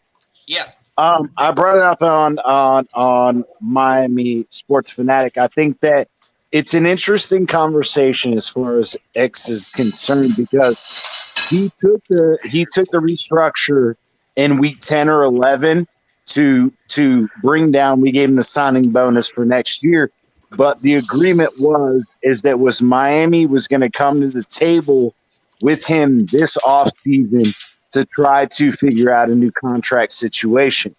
This Well, is from what I where I understand, brought up also, the CT, issue. This that they is have. where I brought up the Go ahead. issue that Gerard Alexander, who's the cornerback coach, has You brought more it up. experience I brought on it the up. defense. He has 15 years of experience on the defense versus Josh Boyer.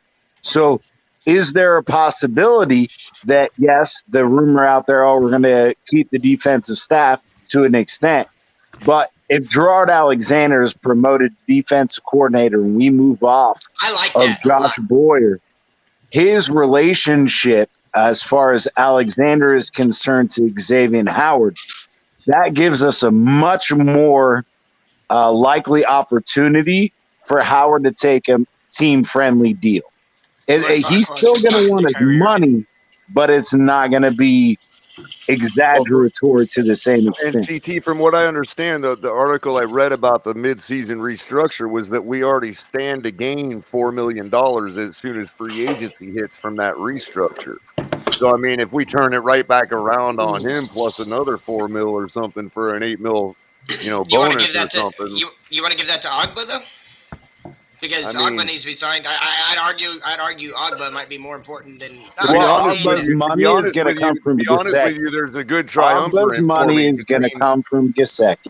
Well, what I'm saying, there's a nice little triumvirate forming between our secondary, Jalen Phillips and Agba. I mean, you could almost say, That's well, I mean, either Holland or X Howard, but I'm just so convinced that Xavier Howard will be the key to, our defense continuing its continuity because he at the very least, he can act as a player coach, even if we say, hey, we're not going to give you any extra money, but we're also not going to beat you up in the South Florida heat all year long because we've got guys coming up behind you. Then, Exactly. Did anybody see the interview with Javon Holland and Xavier Howard? Yeah, I like Man, that was very, very telling. That was and it was to the point where Xavier Howard even said, "Hey, I had guys, all the guys that were on the team when he was a rookie, whether it was Madison at the end of his career. There were so many guys that he was talking about, and can Xavier Howard play that same role where he's still going to be a credible, great player for us, but continuing to teach the younger guys?" And that's where I think for all of with his, and for all Noah, the we faults failed. Right, and CT, to piggyback off that, for all the faults people see in bringing a guy like basically paying the Rams or whoever it was to cover Talib's contract, we really can't ever know the impact that Aqib Talib had on our locker room at bringing him in there because nobody's said, "Hey, this is what happened." He just kind of went away and everybody forgot about him. But that was the whole point of bringing Talib in here was to kind of be a player coach and coach up our guys in training camp, and it seems to have been effective. Yeah, but I think I thought that Talib never showed when up in the everybody's locker done, room. I just want to make a he point never showed about up. Eric. Yeah, go ahead, CT. No. I wanted to say because I think that it ties in the same way. What Keller was saying is bringing in these veteran guys to bring, the mandate of it's a coach on the field. I think that Eric Rowe kind of played that position to an extent for us the last 2 years. But where it came down to this year is we realized that Holland is much better in that situation. And we converted Eric Rowe from a quarterback to a safety.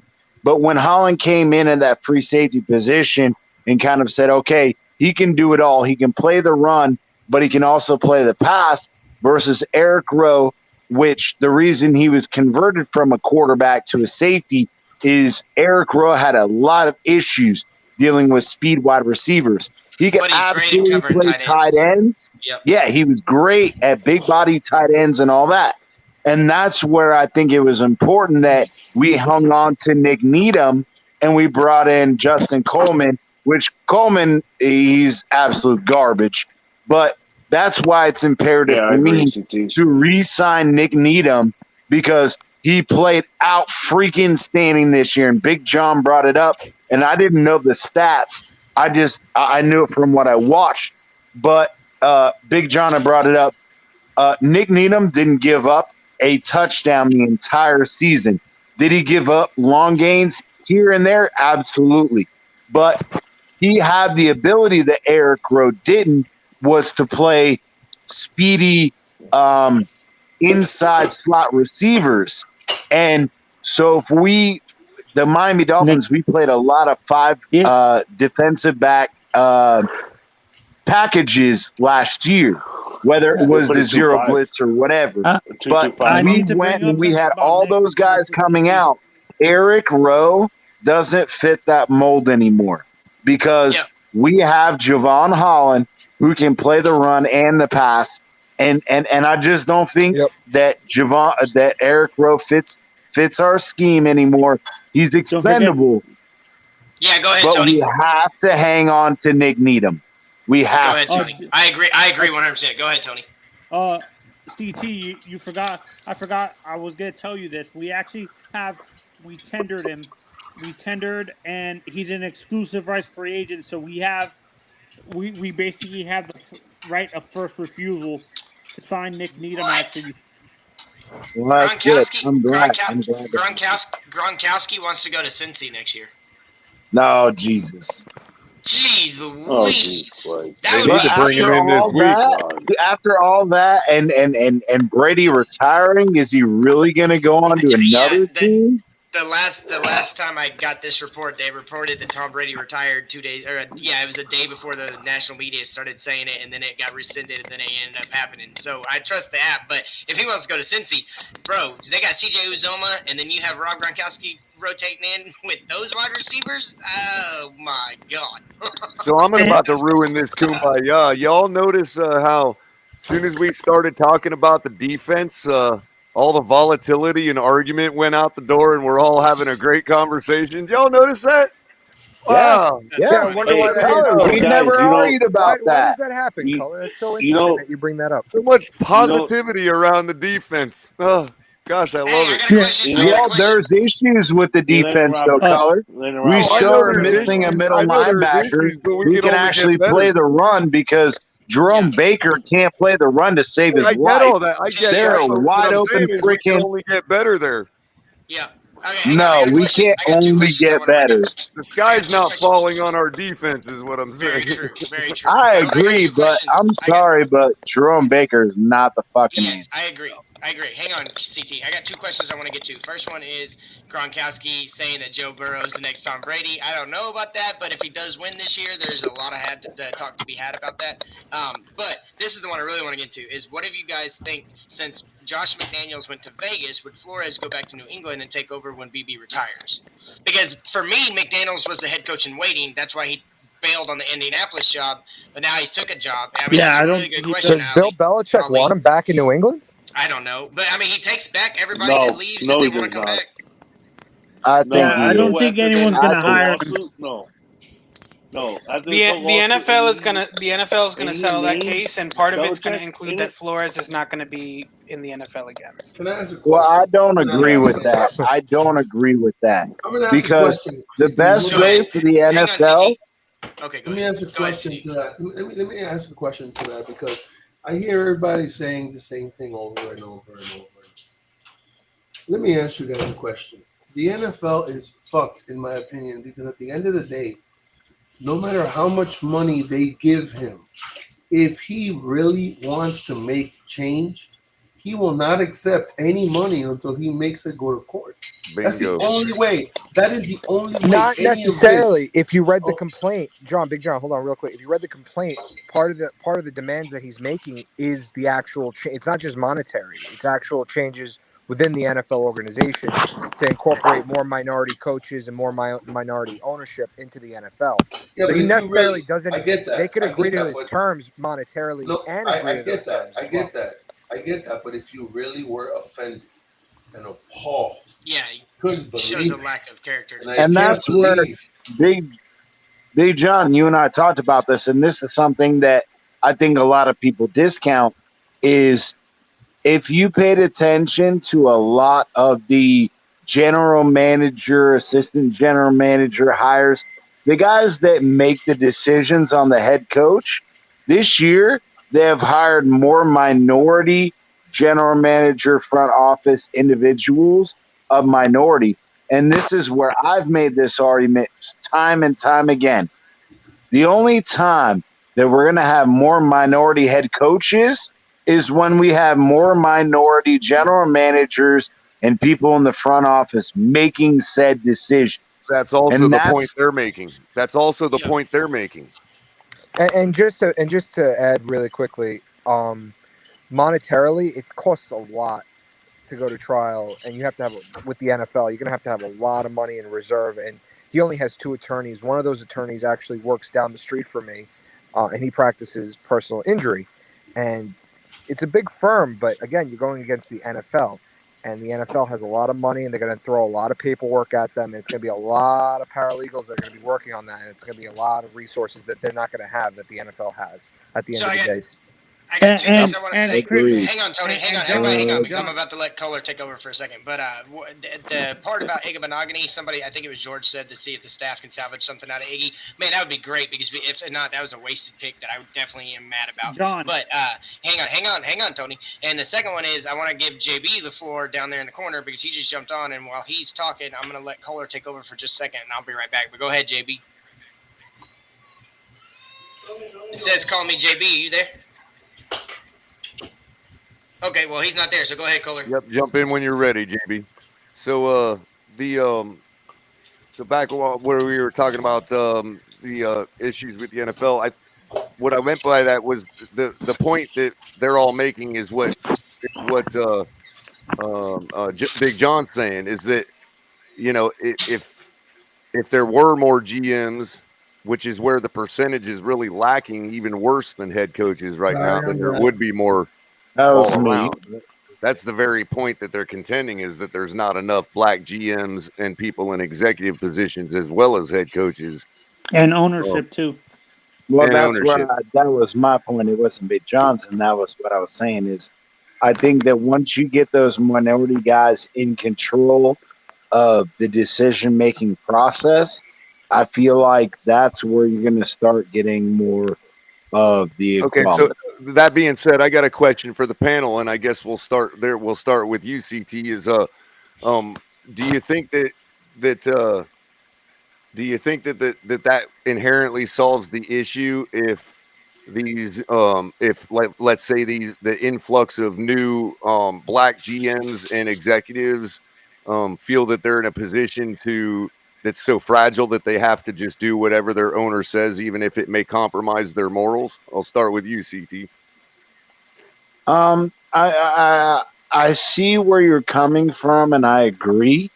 I do think that there's still an inherent bias, and if anyone says otherwise, you're fucking ignorant. And I'm just gonna say that. But what I am saying is, I think that it does make more sense as more minority, because the debate on minority owners is a whole different situation. But if we're going to focus strictly on executives, general managers, and whatnot being more inclusive in the minority situation, which I am minority because, you know, I am Venezuelan, I know that there are a lot of issues that the NFL has to solve.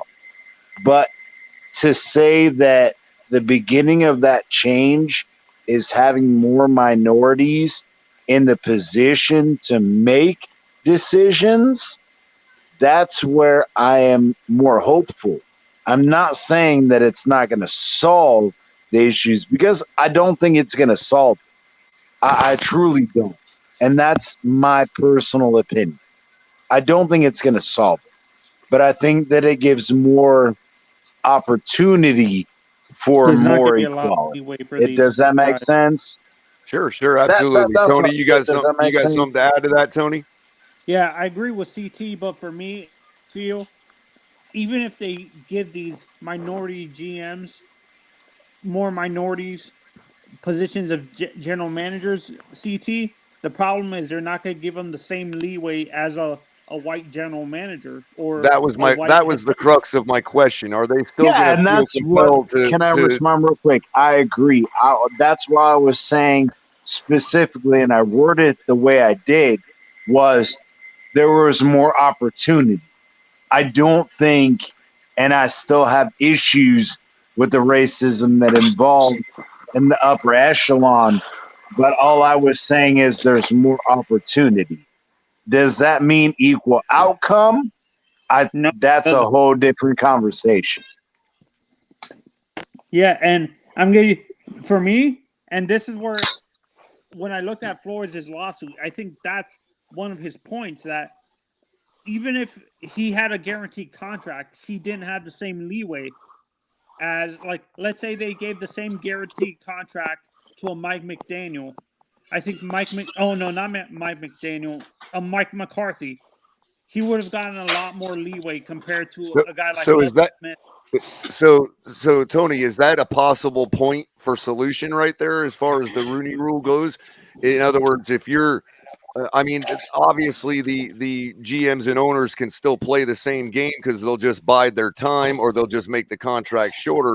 But in a case like with Brian Flores, where he was signed a 5-year contract, do you think maybe there can be an adjustment there to be made to mandate that a contract like that should be seen through all the way to its end? In other words, if the whole organization didn't really like Flores or didn't see or weren't convinced by his vision, that at least he'd have that other 2 years to prove everybody wrong. Like, let's say that's what I'm saying. That's a what I'm white saying. coach that is And afforded I that. agree, but I think that there's a catch-22 to that, because that catch-22 also includes owners who are, if you want to deny, they are racist. They're going to say, Well, I guess what I'm I'm going saying. to avoid that situation Right. Well, altogether. Well, but at And least that's it where puts, I have at that least it issue. puts all the Dolphins are not cards on the racist. table, is what I'm saying. And plus, Yeah, Dolphins yeah. are not. Dolphins are and not yes, a racist organization. an owner can still manipulate that situation or manipulate, let's say, a black coach. But at the same time, if they're going to do it and they've already got a 5-year contract on the table, then they're going to have to decide in tanking for 5 years. Do you see what I'm saying? Otherwise, it's going to force people to put their cards on the table up front in the interview. Hey, we're And I only want to giving bring you up the 2 Giants. years. I want to This is bring why up we're doing it. real You see what quick, I'm saying? Color, say could I bring this. up the Giants real quick? Could I bring up the Giants Go ahead, Tony. situation real quick? That's a perfect example right there. Flores is actually in his complaint there. He was pointing out the Giants situation because they used them as a number. They said that he said the Giants were manipulating the Rooney Rule just to show the fact that they brought in a minority head coach. You think it would have been any better if they would have told him that up front and said, "Hey, we're just using you," and if he chose to do the interview, then he's being a part of that, and everybody's happy and hunky dory? No, I think he would honestly, and I said this on Larry's channel. I'm not sure if you guys agree. There should be a rule, a guideline in there saying if you're going to use the Rooney Rule, tell the coach ahead of time that you already have your coach already signed to. You already Right, so decided they on at who least your they coach know is. what they have to overcome if they're gonna. But Yeah, the but problem is this there's is a where, provision. can I say There's real Does that quick? really change anything? Go ahead. there's Can I a really say? And this Hold is on, CT. where Let I think Drug that get in for a second. change. Let Hang on, Drug get CT. in for a Hang on, second. CT. yeah. I mean, The whole point of the Rooney Rule is to give a fair shot to minority candidates. You're basically bastardizing the rule by letting them know that it's basically a sham interview. The whole point of the rule, and there's actually a portion of the rule that says that the interview has to be fair, it has to be equal, and it has to be Genuine, in other words. thorough. Precisely. And the whole claim that Flores is doing or is saying is that they broke the rule in that it was never a fair interview from the beginning. and That's Go the ahead, that's whole where I crux want. of it. Yeah, and I agree. Yeah, go And ahead, this CT. is where I was saying that I feel like the issue revolves around this and this alone. So I agree. They're absolutely fucking sham interviews. To say anything otherwise is fucking ignorant. But what I'm Yeah. saying is where I feel like the tide turns is yes, owners and their you know, issues over, you know, generational racism or whatever you want to call it. And this is where I have hope. This is where I have hope, especially for younger owners and turnover in the NFL.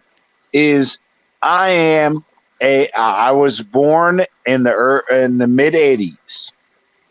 My view on racism versus the view on racism or the way things that were done 20, 40 years ago, I think that once generationally things start changing as far as ownership in the NFL, that's where we're going to start seeing the most diversity changes because there's that old boy club.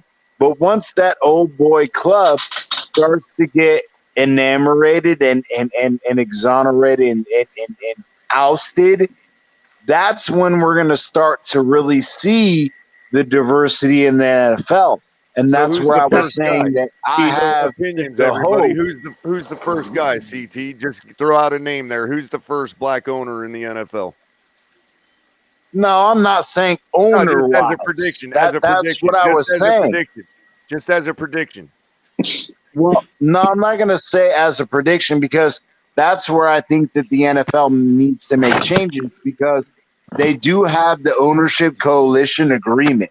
So the ownership assimilation agreement says that they can have a conglomerate, which means a mix of individuals to purchase high stakes in an NFL team, but it's based on a partnership deal and we all know it's not a question that minority individuals are not millionaires, multimillionaires the same way that white individuals are.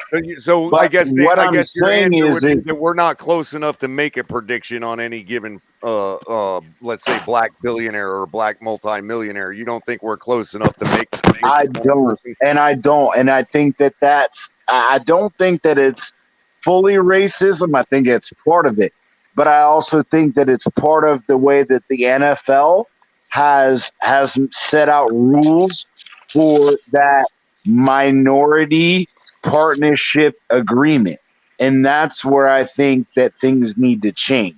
How about anybody Because else? Anybody there else? are Think that we're close enough? Jay-Z and all these guys. No, wait.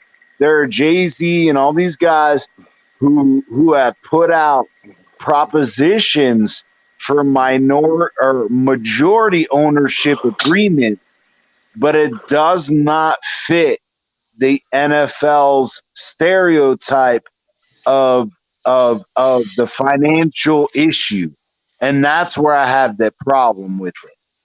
See, I'm ready to Does make a that make prediction, and that's sense? the name I was going to throw out there is Jay-Z. I honestly believe Yeah.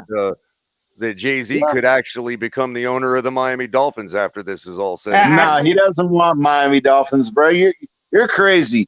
He absolutely wants the Giants, bro. Okay, He grew up, fair enough. born and raised. He is a freaking New York mongrel. Fair Bro, he enough. wants But nothing fair to enough. do with the Fair Miami enough, CT. Dolphins. Hold on, dude. CT. Hold on. We got to get some other people on in there on the panel. But what I'm saying is that the Giants would be a pipe dream because that's a family-owned corporation. There's no way anybody can muscle in on the Giants. Tissues in the marrows. That Yep. being But said, that's where I think that the NFL has the issue. I don't think anybody would That's what I turn was down getting the at. opportunity to own an organization, even if they were not fans of that team. You see what I'm saying?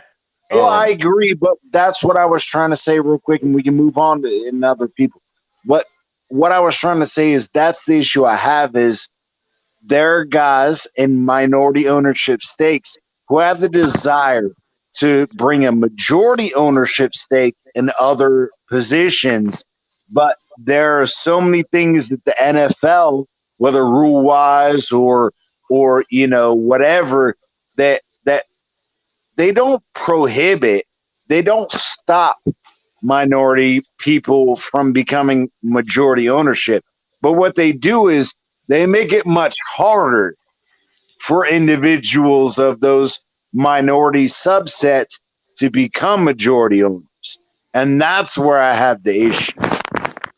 Does that make sense? Yep. And that's where I had the problem. That's where I have the racist problem. That's where I have the racist problem. Is everybody's all good with letting minority guys be minority ownership. They got no problem with, we're gonna, like Big John brought up before, the idea of flashy,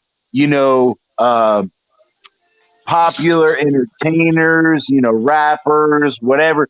Well, we got minority ownership. They got minority this. They got minority that. But when are you start going to preclude them for becoming majority ownership?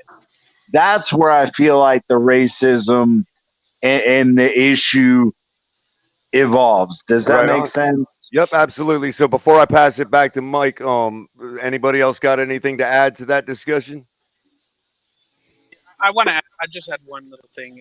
I see in the chat, we're talking about, the best person regardless of color, creed, and I think everybody agrees that that there's obviously a problem in the NFL, and it has to be addressed when when over 3/4 of the NFL is black, and yet we have we have 3 black coaches now in the NFL.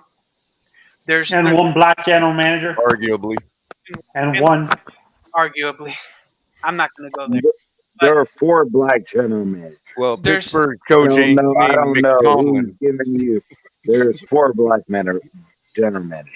It doesn't change the fact that it does not change the fact that the percentages are the issue. Yeah, exactly. Yeah, but I don't want to say there's one. That's not true. If the numbers were close, like if we were 50% or something, we'd be like, okay, we're maybe you have an off year here, you have an off year there, but the numbers year after year have consistently been, and those numbers haven't changed one iota since the Rooney Rule was implemented. 100%. Mike, it's not the initiative. It's not the initiative or its intent. I don't give a shit about the initiative or the intent. What I give a shit about is what are you doing to actively change the issue? And that's where I have the issue with the NFL racism issue. But there's not. But go ahead, CC, Tony. really quick. Okay, Agreed. sorry. Yeah, hang on, John. You'll go next. Go ahead, Tony. Color. For me, my prediction for the Dolphins specifically, because the area we're in, and that we have a huge population of European people here in Miami, we might be able to convince an owner from like one of the major soccer clubs in Europe own the Dolphins, like or Madrid, Athletic Madrid, or Real, stuff like that. And I think Jay-Z would want to buy the team in Denver. I think Jay-Z would buy the team in Denver, in my honest opinion. Because remember, that team is up for sale right now. You're smoking drugs. Why would you want to go to Denver? No. You're smoking Why would you drugs go if to you Denver? think that anyone beyond a Latino-oriented owner would bring in change in the Dolphins organization. That's where I feel like the demographic in Miami. I born and raised in Pembroke Pines. If you want to say that any other demographic beyond a Latino-owned organization, there's never going to be a representative situation as far as an NFL football team. Go ahead, Lil John. And that's just my personal. I just think that the NFL has a huge problem on their hands, and I think as of right now, it's an unfixable problem because of the rules that are put in place. Because there's only going to be one team that's being put up for sale, and that's the Broncos, and the coaches. It's very difficult for the NFL to get this right now, and I know a lot of people are looking for change, and and they're right to do so. But again, I don't see how there is a possible winnable solution for the NFL here. I just don't see it. If anyone has an idea, please chime in, because there's no way they're going to fix this. The only way that you fix it is getting some type of minority ownership in the NFL that's going to make some change. That's the only way. You can't. There's not much you can do that because. What about a commissioner? What about a commissioner? Maybe I think commissioner has a lot less of a impact on things like that. I don't know that if it happens, it happens, but I don't know that that's going to make the change that you need to see. The back pocket of these owners, Mike, that's the problem. Each of these commissioners that you see that run the NFL specifically are basically a puppet for the owners of the league and stuff like that. Well, the NBA Adam Silver is a badass. Yeah, that's true. Go ahead, MC. All right, so I just added that to my list. Number 5, Rooney Czar. Yeah, okay. Yep. And just one, and I want to add one last I'm nugget building because a list. I just want to comment Joe Lee because bringing up about how we don't talk about white running backs, and you just want to have the best head coach, and I don't disagree. The problem again here is that there are many black coaches in the NFL that are not getting shots, and it doesn't make sense. There's no reason. So I got a question. Lovie Smith, there's Caldwell's. There's. Hang on, let me piggyback off of that, and I want you to answer, Drivertron. Why is Bieniemy keep going back to Kansas City? Is it that he's not taking the job, or are they not taking him? They're not taking him. It's apparently like they love he's him. going to this interview. I mean, he's going to the jobs. Again, this is the thing. It's not like that. These black coaches don't want to be head coaches. Because you're saying. The whole point I'm just curious. I'm not talking about your comments. The rumor I'm talking to Joe Lee's comments. He performed badly in the interview process. Could be, but my whole point is that when 70% of the player base, or I don't know the exact number, I know it's more than 3/4 of the player base, is black. 64.3%. Is that the number? Okay, cool. So, what is that? 2/3. A little less than 2/3. It doesn't make sense. It's not that black players are not turning into coaches, because they do turn into coaches. Just I think probably at the same rates as any other race. I don't think that becoming a coach is a race thing, but we can see it's really obvious that they're not getting the same chances. And statistically, not only are they getting less chances, but when they do get chances, they're given far less time to succeed than white coaches. And I think that's it seems like they're expected to do kind of. It seems like they're also expected to compromise their morals and be okay with it. It's a statistical fact that they're given less time, about a year less than white coaches, and maybe I'm wrong. Maybe the white coaches just aren't blowing the whistle, but it seems to me that I mean we just don't see the same kind of expectations from white coaches when it comes to just putting up and shutting up and doing whatever your owner wants you to do and all this other stuff. Yeah. Getting along. And that's as Ross likes to put it, collaborating. And I agree, Color, but that's that I don't think that that's necessarily a race thing. I think, in my personal opinion, I think that it's a personal decision on, can I control this individual?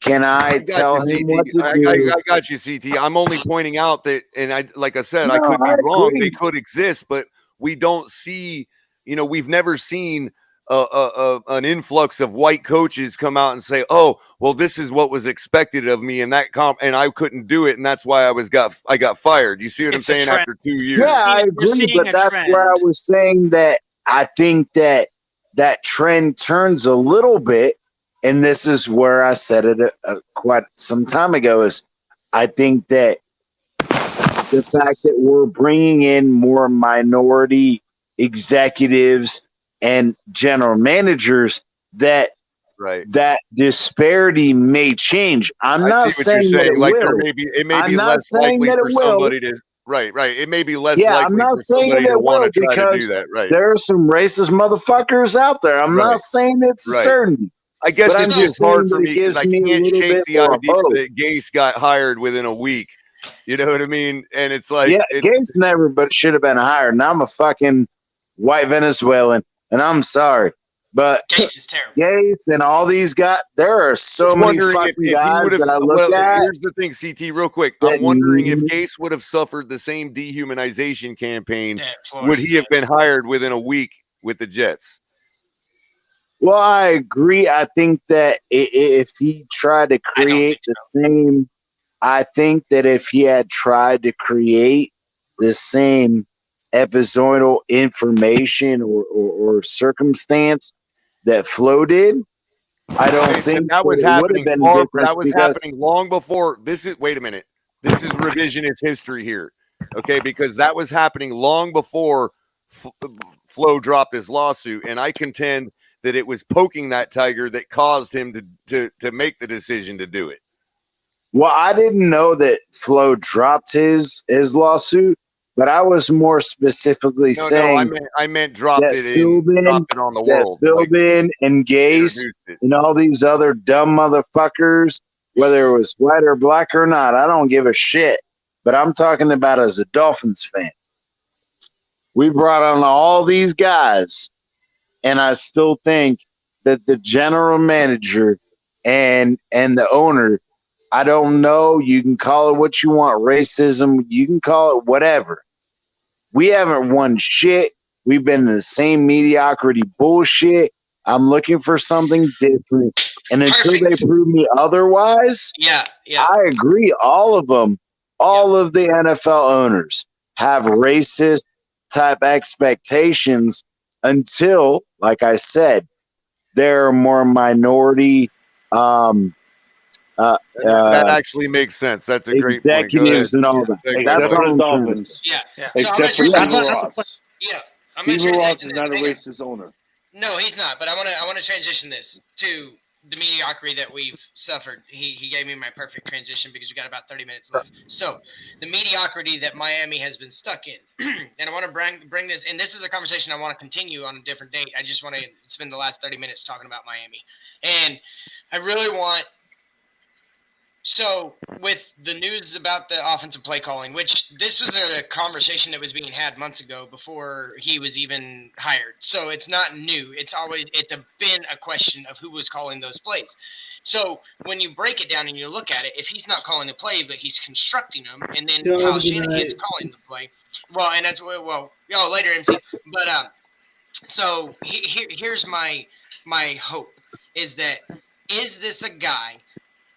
Personality-wise, likability, if he makes the wise hires and bringing in experienced guys on the other side of the ball, and as an offensive coordinator, brings in the specialty coaches like a QB coach, a wide receiver coach, O-line coach, whatever it may be. If he goes and gets the guys that were maybe in his position. I like Munchak, but it gets the guys that were maybe in his same position where they just needed their opportunity. They hadn't gotten it yet. I need to know if this guy puts a staff together that is the same type of people he is. Maybe it has one veteran on it, but a bunch of guys that he knows and he trusts and he likes and that understand football the way he sees it, because by all accounts he sees it differently than most. Even Kyle Shanahan has said he sees it differently than I do. And so is the staff still the most important part, or is it the going back to the run game? Because for me, I think the most important part of this hire is why I'm so excited is that it shows a true commitment that we're going to be running the ball again. We're going to run first again in Miami. And it's not going to – we don't need a superstar at the quarterback position anymore. We need a guy that's not going to make the dumb mistake. He doesn't have to blow the lid off the defense, but he just can't make those dumb mistakes. Game manager per se, whatever. And I think Tua could be great in that aspect. I do not think he can take – I have yet to see if he will take this team to the next level. But with bringing Mike McDaniel in, do you think that it's more about – because for me, it's not about staff Tua or the anymore. run game. Yeah, I think it's the run game, guys. So is it the run game that's the most influential part, or is it the coaching? To answer your question, if I could go first on this, I think it's a Go ahead. mixture. I think it's a mixture of both. I think it's 75-25. The Dolphins are split. I think 25% of the fan base is happy that we're going to be there's going to be more emphasis on the run game, which was lacking. But I can tell you that 75%, because of what Flo couldn't do, and what they're hoping Mike McDaniels could do, is bring in a competent staff to win games in their Okay, words. but on that aspect, and I want you to go deeper on this, and this is specifically for you. On the aspect of that is that he was bringing in guys to try and work with Tua. He was trying to make Tua better. Everything he was doing, everything he hired, everybody he brought in was to make Tua better. But it's not about Tua anymore. It's about this run game. So is it really as big of a deal, the coaching staff you bring in, if you're not trying to unlock a quarterback, you're trying to change the entire scheme and culture of a team back to running the ball first. So does it really have that big of an effect what coaching staff comes in here if it's not about the quarterback anymore? I think, to answer your question, I think you're right. I think it's going to be more towards the team as a whole and towards the run game and towards the offense, and not just focused on Tua. And I think that's what I'm sorry to say, I think that's what Tuanon is forgetting, because what dropped this morning, a FaceTime video. And that FaceTime video is what everyone focused on. Oh, he's gonna unlock Tua. He's gonna do this for Tua, and everyone forgot about our team. And that's where the Dolphin fan base is at right now. And John, as far as likability goes, what Mike was saying, I'm going to be honest with you. It's stuff like that, when I see that makes me not like the guy. And it's not his fault. It's totally unfair to him. I get it. But it's that stuff that makes me not like him. It's the same with the Tua propaganda. Let's just play. You know, the players have to play. The coaches have to coach. I don't need to see some deep fake with him talking. Yes, I called it a deep fake, and I can tell you why it was a deep fake. Because it was edited. I saw that speaking. too. I saw that too. Yeah. It was apparent. It was blatantly obvious to me when the thing started. Okay, but I won't go there because everybody wants to believe it was real, and that's fine. Okay, but I have a question for everybody that actually buys into that nonsense. Do you honestly think the guy would have sat there and told Tua, "Nah, bro, you're terrible. I don't have any desire to work with you"? I mean, do you all really think that we would have seen anything else? And I agree with you. I agree with you. Hold on. But I'm telling you, I saw it on Twitter. I saw it this morning. The fan base took that to another level, and now they think that he's going to unlock Tua when everyone forgot about this is a team effort. And that's my concern. That's my concern. Imagine telling us somebody, "I'm here to unlock you." Yeah, exactly. Go ahead, Drew. Yeah, no, for me, it was more of a, again, we talked about this morning with Stephen D. For me, it was just the one thing that we didn't get from head coach to all the way to the top to owner for the last 2 years on Tua. The fact is, I mean, he's the quarterback, right? We invested a 5th round pick and Fifth overall. I'm sorry, 5th overall pick. And aside from on draft day, we've never had like any buy-in from anybody else. We've never heard that. We've heard, and because we've had the Watson rumors, and we've just heard lots of deflection. And this is the first time that we've heard like a support of like, hey, we drafted you 5th overall. Like, you know, we're gonna try to work with you, because that's what an organization should do.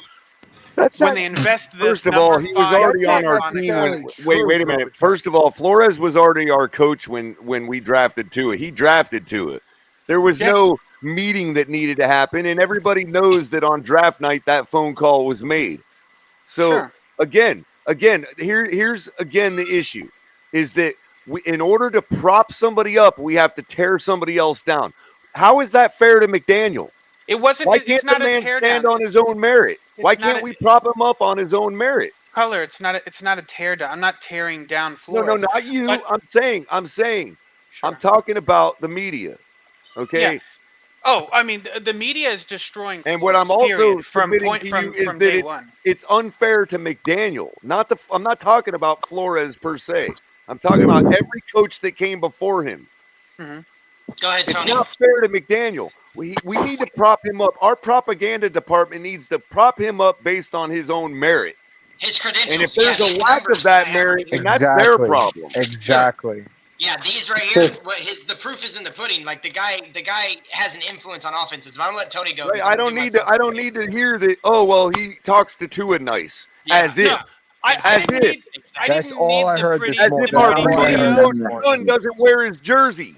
I didn't need to hear the pretty video. What I've wanted to hear from the Support. front You just office wanted and support. from coaches. You just wanted I support. just wanted to hear them do what the Giants did with Daniel Jones. They said Daniel Jones is our guy. We're not going for Watson.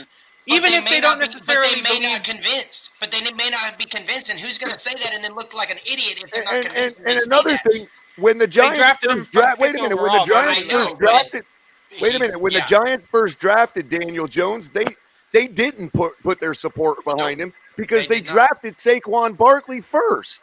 Yep. And everybody told them that they Well, were I think fools that's for the best doing way to that tell. because of the lifespan of a running back. And here we are watching Saquon about to get traded. And now they have the support for Daniel Jones. Yep. But Yep. there's a well, double let's bow standard to in that. them. Yeah. Hang on, CT. Go ahead, Tony. I want to. What was your? My thing got disconnected. Can you repeat So your question? my question, Tony, was with Mike McDaniel being hired, is it because for me it's not about the quarterback anymore, and so I'm not as much worried about the staff as being a veteran staff because it's a change in scheme, it's a change in culture. We're going to a run first team, and so when you're not focused on the quarterback, you don't have to bring in a specific specialist or a guy that can unlock a QB if that's what keeps getting said, but really just to help a QB grow. You don't have to necessarily focus on that like an experienced guy having that. The thing is for me, it's easier to teach a team how to run than it is to teach a quarterback how to be great. So is the coaching staff as important because we're going back to running the ball rather than focusing on what the quarterback can do? Is the coaching staff as important because of that? For me, I say it is. And here's what my plan is for this coaching staff: hiring veteran position coaches, but hiring.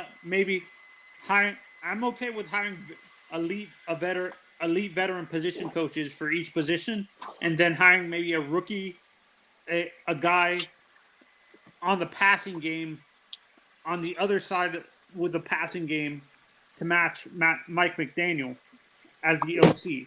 I'm okay with that. I agree with that, Tony. Matter of fact, I don't agree. this is the part that I'm encouraged about Mike McDaniel, because if he is, if where he takes his his experience from, and we're talking about building up the running game and forgetting who our quarterback is, I'm encouraged by that. But when you talk about, well, what does he need? What type of staff does he need to bring in to make that possible? Well, none. The running game is not. It's not a very complex or complicated thing to do. So what I'm trying to say is, if he's putting together nice running schemes and that's going to be it, well, what he needs is a stacked backfield and a nice O line. We don't need personnel. No, I agree, Color. We need to stack our backfield with guys that are gonna bruise the defense. Go ahead, CT. No, I agree with everything. My issue is this. The biggest concerns I have, and I've said this, number one, it's staff. And here's why. It's not necessarily just offensive coordinator. My issue is offensive line, because San Francisco, whether it was Shanahan or not, whether it was McDaniel or not, we cannot discount that the biggest priority in that scheme is running the football. So I think that his offensive coordinator, but more so his offensive line coach, is more prevalent and more important than any other hire. Why? Because not only do we have to worry about scheme issues, but we have to worry about personnel issues. So I'm going to be devil's advocate, CT. Hang on, I'm going to be devil's advocate real quick. We had the number 9 run block win rate in National Football League last season. The team didn't need to. It doesn't not know how to run block. It has no idea how to pass block, but it doesn't necessarily not know how to run block. So maybe just getting a veteran in for the offensive line coach position might be great, but again, I would argue with you that it doesn't. As Kohler said, running the ball is the basic principle people that the NFL was built off of.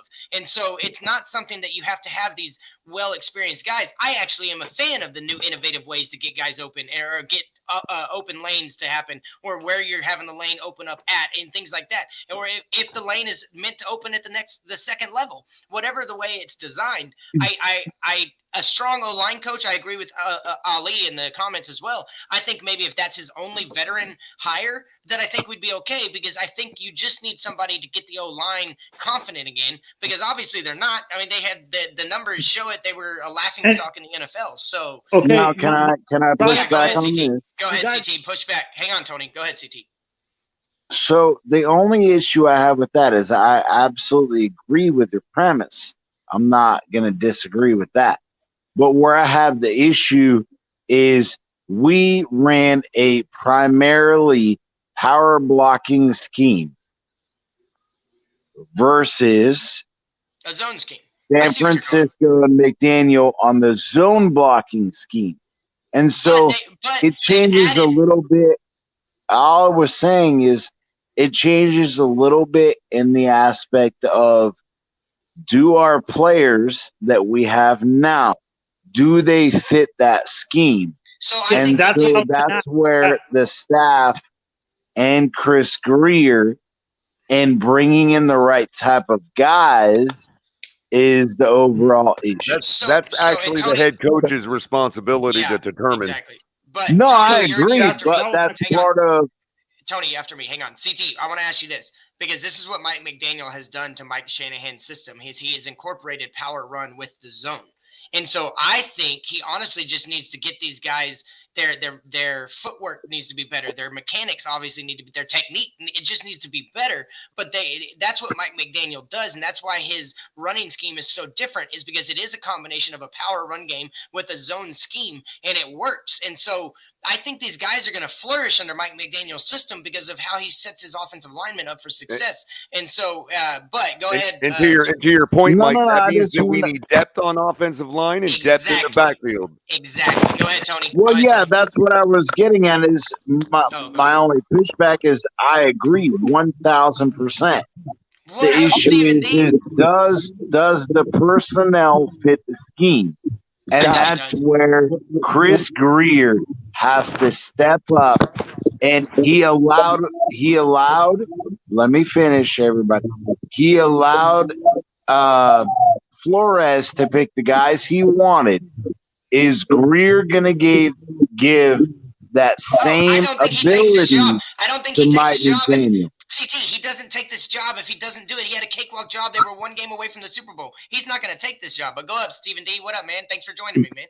Dude, I Steven D, without the hat on, bro. Hey, Steven, what's up, buddy? What's going on, guys? I saw Steven,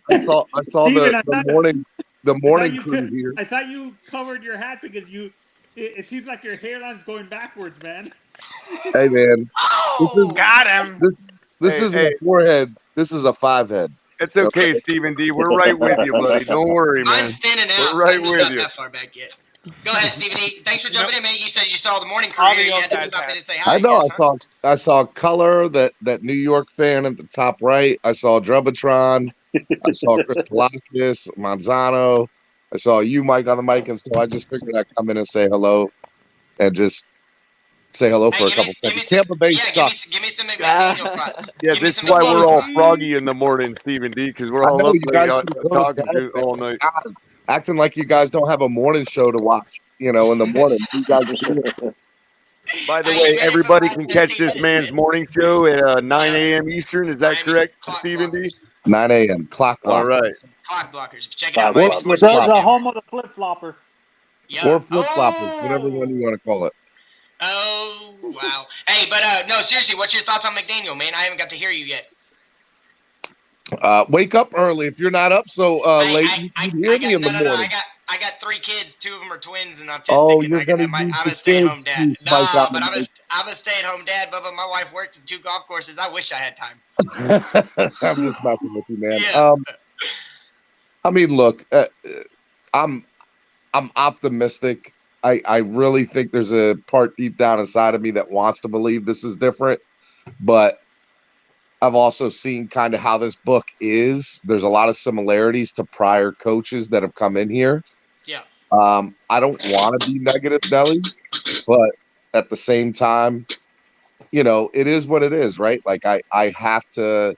I'm a Dolphins fan to the coffin slams, as the Honorable Solo D says, and I think that looking at this team and how it's going to be set up, I think McDaniel can come in here and play a difference, but the buck doesn't stop with McDaniel. The buck stops with Stephen Ross, and I don't have any faith in that man right now. I completely understand that. And so, until I see otherwise, I don't know if it's going to happen, if things are going to change. But that's not to say that they can't, and that's not to say that they won't.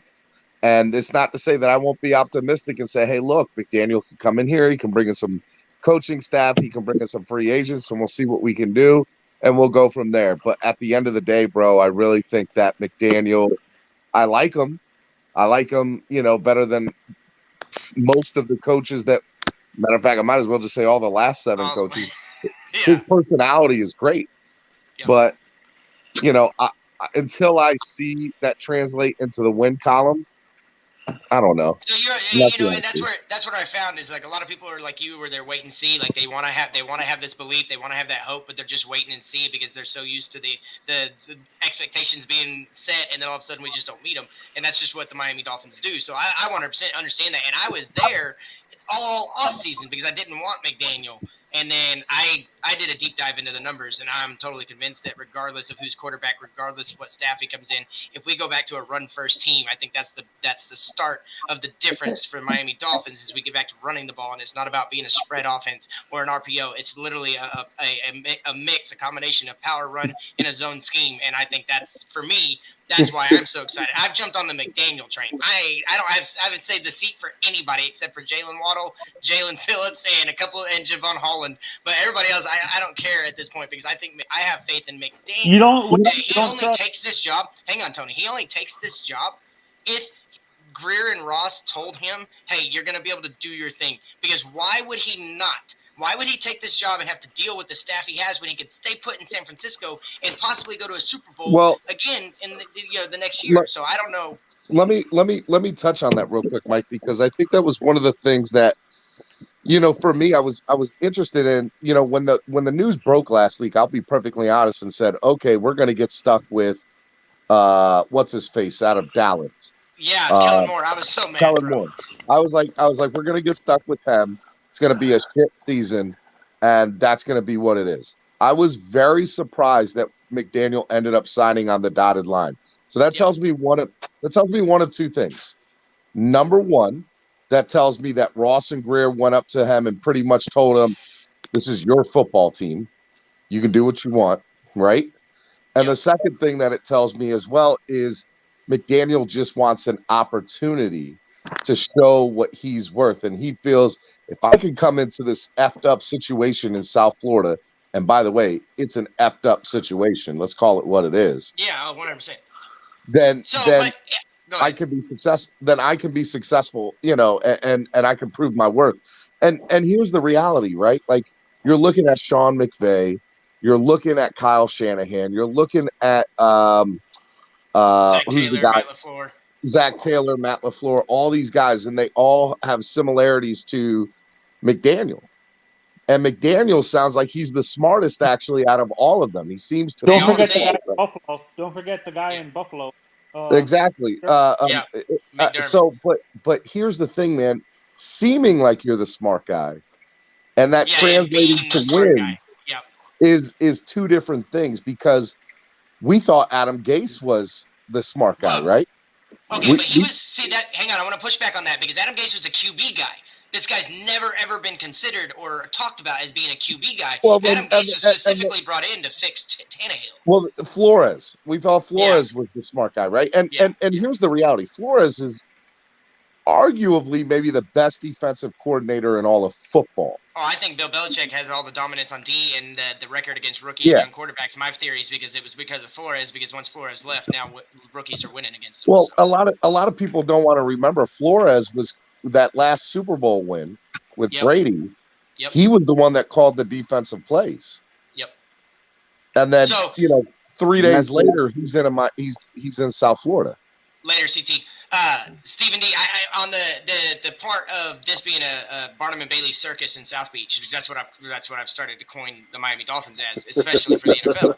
And so and we are the clowns that keep coming back. But here, I think he dropped out. But here's my question about. Not my I question, never but finished my answer. Hang on, Tony. My answer. Yeah, I'll get to you in a second. But my answer for him coming to this circus is listen to the teams he's been on. Cleveland Browns. The one good team he was on was the Atlanta Falcons, but he had the Cleveland Browns, the Houston Texans, and when they got to San Francisco was a shit show. So he's dealt with the shitty situation already, and he's seen it come into success in San Francisco.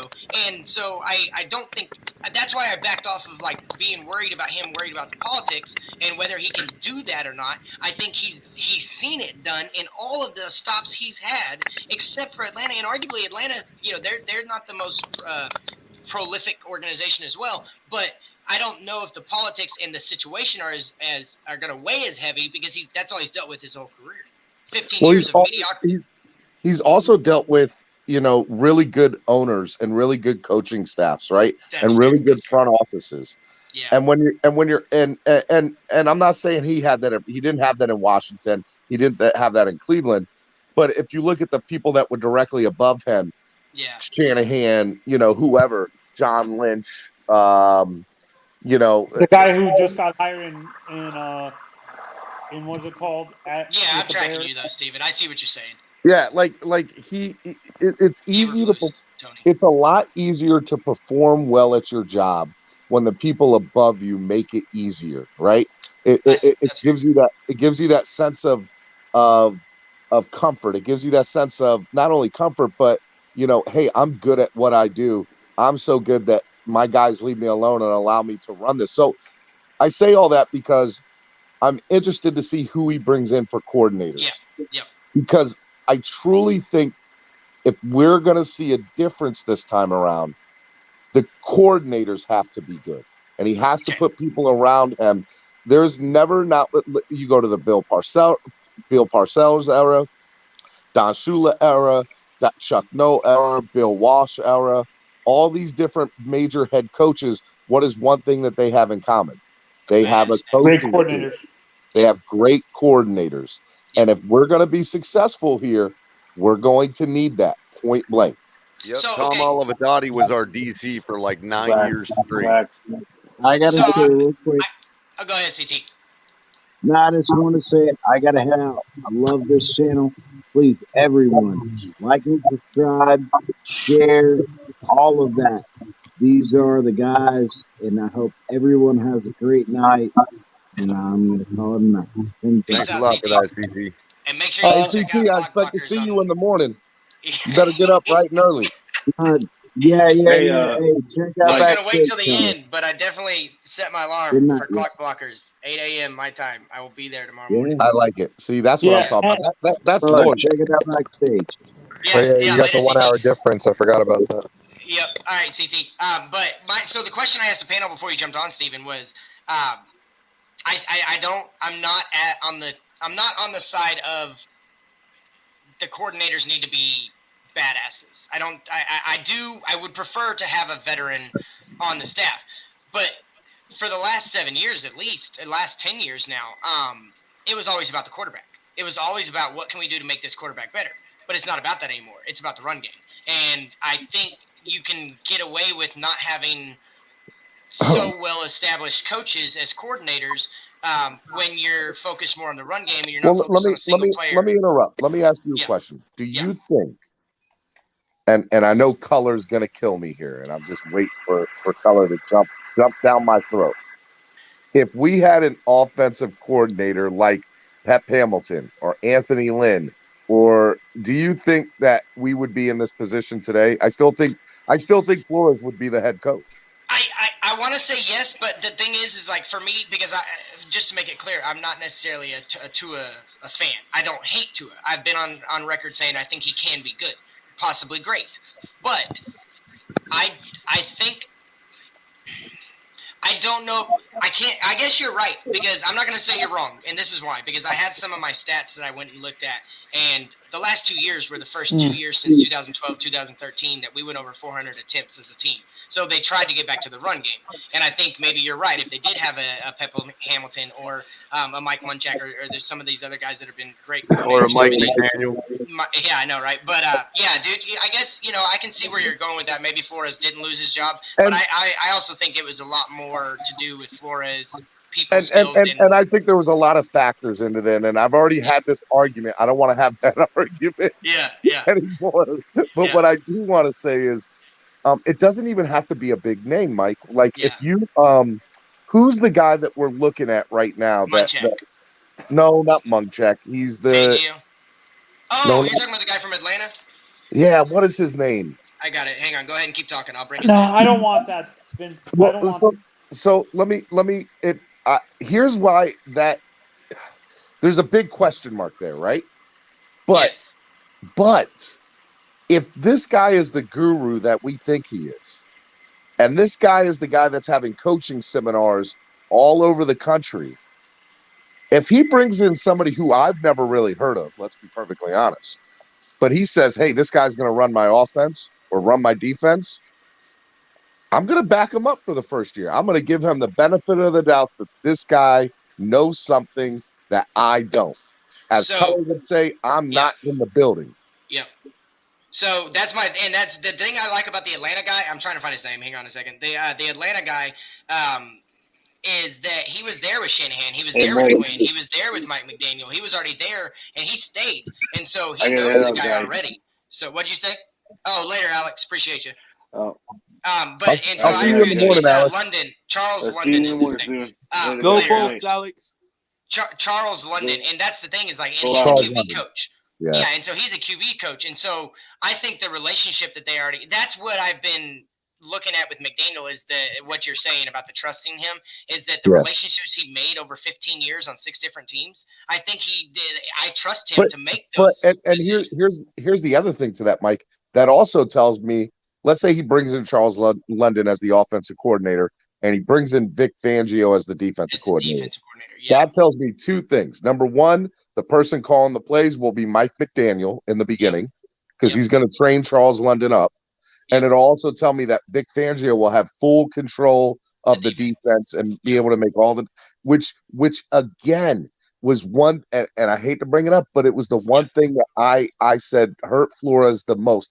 There was a lot of things that hurt him, but to be able to just give control to something that is not your comfort zone, right? Is not your specialty, right? For Flores, it was offense. For McDaniel, it's going to be the defense. I'm just going to bring in some guru who knows exactly what he's doing, who's had top 10 defenses during his tenure as a coach. And I'm telling you, I think we can make a nice little meal out of it. I do too. I think, and I'm on board with Fangio, and that's what I said. Like, but I'm also on the offensive side. I guess that's where I'm not as worried because I do think if we're stuck with Boyer that we might be in for some trouble on the defensive side of the ball. As far as consistency, I think it might end up working itself out. And that's what the rumors are, though, is that Fangio is going to be linked to the Giants, and we're just going to be sticking with our original. The Giants hired Wink Martindale today. So Christolakis don't know nothing. Christolakis don't know it. Vic Fangio right now is actually considered like heavily leaning towards Miami because Wink Martindale sided with the Giants today. So the fact that Fangio might be the guy, that's big time because that's a former head coach. That's an experience. That's the guy I would have taken as a head coach over Mike McDaniel, if I'm being honest with you, because he has been a head coach before, and that's what I wanted. But I think if you do bring that guy in, Caller, you're next. If you do bring that guy in like a Vic Fangio and you like this Charles London, man, I think that's the best coaching staff we've had in a long time. Could be the best coaching staff we've had in a long time. Go ahead, Caller. So we didn't get Quinn, so my final stand for Matt Ryan scenario didn't play out. But now we're looking at their quarterbacks coach and Calvin Ridley too. It looks like my Matt Ryan last stand angle is still in play here. Oh, you be quiet. If they bring Matt Ryan, but I guess if we get Calvin Ridley in the deal too, I wouldn't be as mad. But he's going to be the backup to Tua. There's no way Matt Ryan makes it on the field. Yeah, I said this morning, Mike. I said, a lot of people were playing into that it's propaganda or whatever with the video of him calling Tua. Yeah. I'm telling you right now, I don't think I'm telling you the last thing McDaniel's going to do here is play to some marketing or some propaganda nonsense. But I think the way it was chopped up and edited.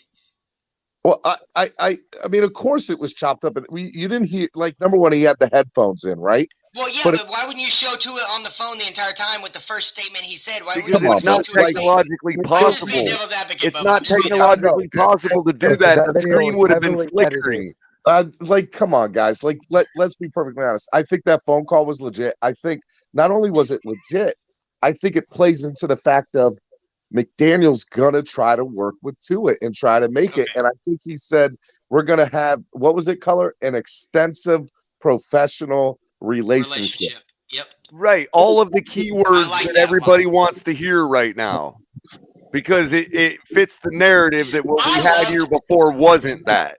Yeah, and Steven, I love the video. I wasn't one of the ones that was picking it apart. I did hear Honestly, the propaganda thing on my show tonight, but I love the video. When I look at, I mean, I get it.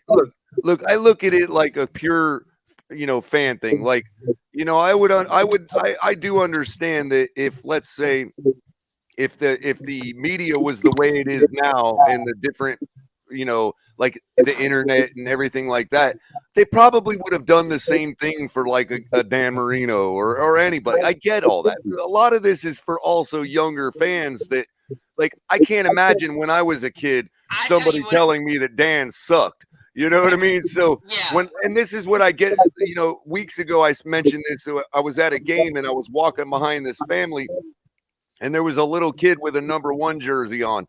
And it actually got me thinking, like, I hadn't given that thought before, where it was like, there's bigger issues involved here with marketing and everything else. And it's like, I'm thinking of this little kid. I'm thinking of myself wearing my Dan Marino shirt when I was his age, how it would, to not know what the real score is. It just made me feel bad for that little kid. Color, can I ask you a question? Can I ask you a question, Color? Marino's last 10 years, 5 to 7 years, was the fan base there was a portion of the fan base that didn't want Marino. Oh, sure. You always, even that during, before, after his last Super Bowl appearance and before like the 1989, 90 type era, he went through a series where, people were calling for his head in Miami because of all the interceptions. We played to this vision that Marino's a god.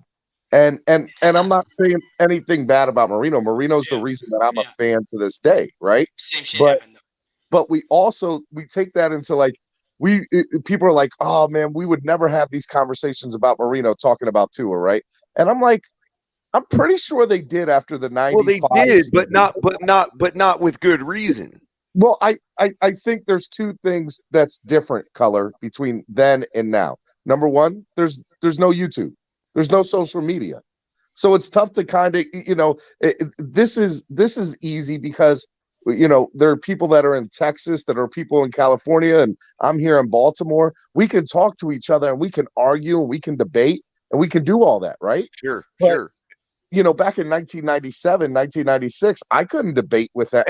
And that's a very fair point. So what I've done for myself is go back to, like, let's say, and I've been watching some old YouTube clips where they're playing full games, like, from like 1990 to like 95, 96. And it's like, you can go back and watch Marino and realize that, internet or not, there would have been no discussions like this. You see what I'm saying? Like, your eye test, even going back and watching in replay, even for those that didn't watch during that era, that maybe weren't alive during that era, if you go back and watch some of those games in full, you'll realize what we're talking about. It's, so I in fairness to you, Stephen, you make an excellent point. The same thing point was made about Peyton Manning. You know what I mean? Damn it. That's why I said it. Right. I always say that this debate wasn't happening in Peyton Manning's first year, but you're right. We don't really know because there wasn't the internet the way it is now. but there was for Andrew Luck, and this debate was not happening in Indianapolis for Andrew Luck. Hey, Steven, I got one more question, and this is gonna be the closing question for everybody. I want you to start it off. Tony, you go second. I'm gonna ask this I question gotta before go. somebody else. Guys, good night. All right, later, bro. I'm gonna ask you this question before anybody else asks you this question, and it's the Tua haters that are gonna ask you this question. From a organizational standpoint, from the time Mike McDaniel got hired until that video, the Tua fans weren't included anymore. So Miami's smart as an organization, and they knew that they had to show that this guy is united with Tua in order to win that part of the fan base over to this coach. So is that not even like a possibility that could have happened? I'm not saying that I believe it. I just think this question is going to come up, so I want to hear your answer. Rephrase the question a little bit more. I want to know if they did that to satisfy the Tua-ners. What, the video? Yeah. Because they hadn't had any connection with him and Tua except for a quote that he had said about Tua. That was the only connection between him and McDaniel until that video. There had never been Mike McDaniel had never even said Tua's name in public. So if that question gets asked, how do you respond to that? Because I'd like to hear your answer. Well, two things. Number one, it was brought up on my panel in the morning that, well, hey, that question would have been asked at the press conference. And I said, guys, you guys don't understand. There are certain questions that they cannot ask. Like, they're just not allowed to ask. They are not allowed to go down certain roads, these people that have access to the press conference, or they will no longer get access, or they will no longer be called upon. You have to play the game. Yeah. With that being said, I think that the Dolphins understand that the fan base is pretty pissed off. And do I think that they played into Tua ears? No. Do I think they played into the fan base? Yes. Okay. I think that they needed to show the fan base a united front, because that's what we've been missing for the last year, 2 years, 3 years, whatever. And I'll go even further into say, in order for this to be a successful coaching regime, then everybody has to look like they're on the same page. Because the one thing that's been consistent over the last 15 or 20 years is the inconsistency with the family mentality throughout ownership, GM, head coach, players. They need everybody to look like they're on the same page this time. Because if it does not work out like that, I mean, number one, I personally think Stephen Ross should sell the team yesterday. Yeah, I agree. And I think that the fan base should be more of in an uproar than they are towards him personally. Yeah. All right. Don't get El Cap. You've got half of our fan base that's perfectly okay with cheating, Stephen D. It really upsets me that the fan base isn't more after toss boss Ross or fire Ross. Like that, like fans should be screaming at the top of their lungs from the highest mountain peak for it. And it upsets me that they're not. But the last thing I'll say, because I'm going to bed, I don't know about you guys, but I have a morning show to do in the morning. Hey, I'm gonna be there. I'm gonna be there with you. You have a job, is what you're saying. But I really think that the Miami Dolphins, you talk about marketing, they're going to play into the marketing with this coaching staff, with this regime, because if they don't, Mike, it's gonna guess what? You have 25 YouTube platforms now, and we laugh, but I promise you that our YouTube platforms are going to have more sway than WQAM, than the local radio stations. We are going to eventually be the big enterprise that's down there covering the teams, and they're going to have to answer to us in one way or another. It's going to have to happen. Yep. I think they already do. I love it. Oh, I think they just do. I think they send people to watch all the time. I honestly think that social media got McDaniel hired. Hey, man, two things before I go. Number one, thank you for having me on. I really appreciate it. I really love what you guys do here. You and Color. Hey, we appreciate you coming by tonight, man. Drubbatron, forget you, Drubbatron. I love you, Drub. This Squid Games guy, I think he's the one that hacked into your system and had QAnon. I'm just throwing that out there. Sharif, I'm not sure, but Tony, shout out to you. But I do need your help with two things, guys. Number one, at Stephen D SKPL, if you could please go to Twitter and follow me on Twitter You at didn't even Stephen follow D. me back, bro. What are you talking about? Because I'm at 5,000 followers, and I'm having to delete people to go back and follow other people. Once I got to 5,000, Oh, I was just being egregious to let you know, man, so you could go right there, right now, and follow me back. I will do that right now, Color. I will go follow you, but I need everybody's help to go do Okay, that. Stephen D, I'm going to give you a tip, and this is my help, and then I'm going to do it too. I'm going to do it for you, but go to Spoon of Zeke on YouTube. Subscribe to his YouTube channel. All he does is all he does is Twitter.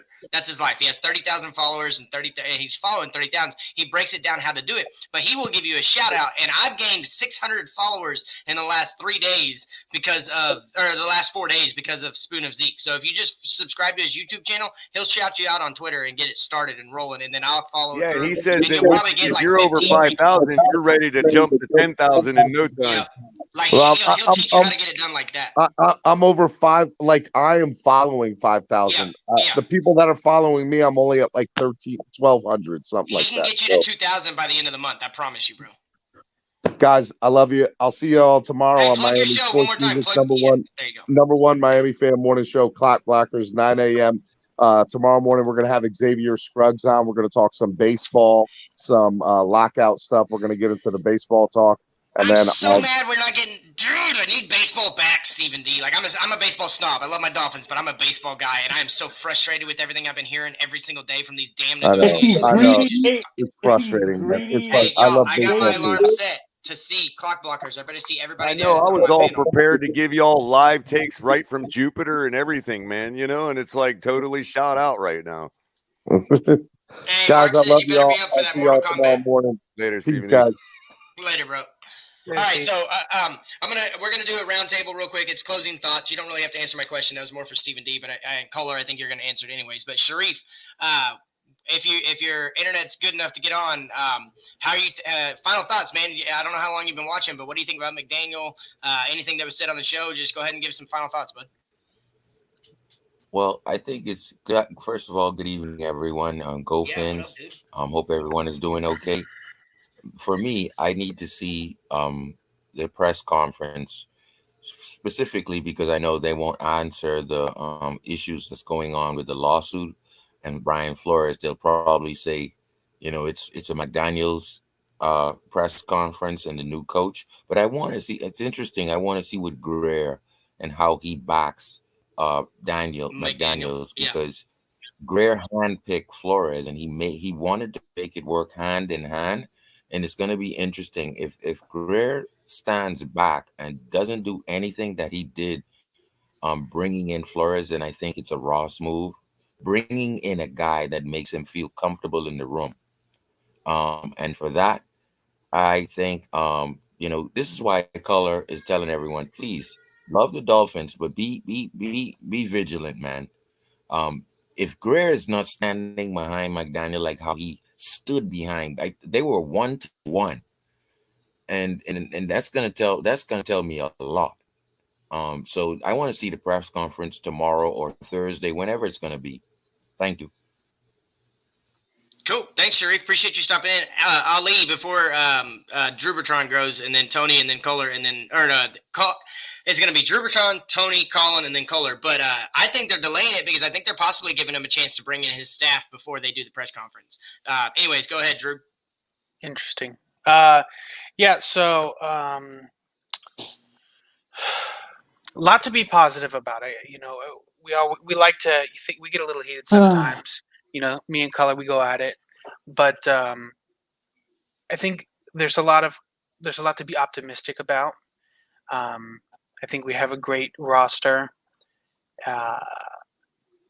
All we have is hope, right? All we have is that's all we have, bro. We're that's all we have. So I think there is a lot of positivity that we can kind of hold on to until the season starts. I'm looking to see who we bring in, assistant coaches, and yeah, we'll see where this goes. There's not much else you can really say. The one thing I will say is that Stephen D is following me back on Twitter, so It's a taking big, it for what it's big worth. F you to color. I'll give you the thumb up, bro. So make sure you're following me too at Drewbatron Twitter. Check me out. Check out everybody else too. I love you guys. Have a great night. Yeah, but Droob's also got a channel on Twitch that he streams at regularly for just regular talk, and Dolphins talk, all like more of a long form. Appreciate you, color. Yeah. No, I just started recently. I'm a gamer. I'm a millennial. So My I'm wife trying is to a reach. gamer. She got me into it. So Right. So I'm trying to reach out to my my millennial Dolphins fans, who like to watch some gaming and talk some football. So I go on there, play some games, talk some football, have fun, chill. Same username, Drewbatron. Check me out. Cool. All right. Appreciate you, bro. Thank you for stopping Appreciate by. you You're guys. always Have a welcome. great night. Yep. Yeah, definitely. And then Crystalakis, if you still in there, bro, get back on here and share your last thoughts, man. Go ahead, Colin, and then Tony.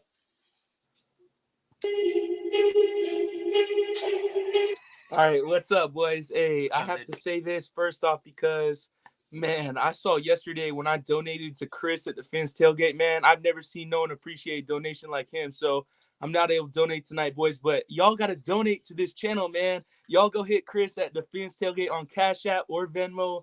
Man, he'll appreciate it like no one else, man. And I love the show. Mike, man, you probably got the best hat, man. My dad would love that hat, like I tell you every time. Mr. Magic Mike. Get the Hallerhead and Kohler, man. Always love seeing you on here. And peace out, Tony. And y'all have a good night, all right? Later, Colin. Appreciate your kind words, bro. Always. All right, Tony, go ahead, bro. It's the farmer's porn Magic Mike. Get it right. Go ahead. No.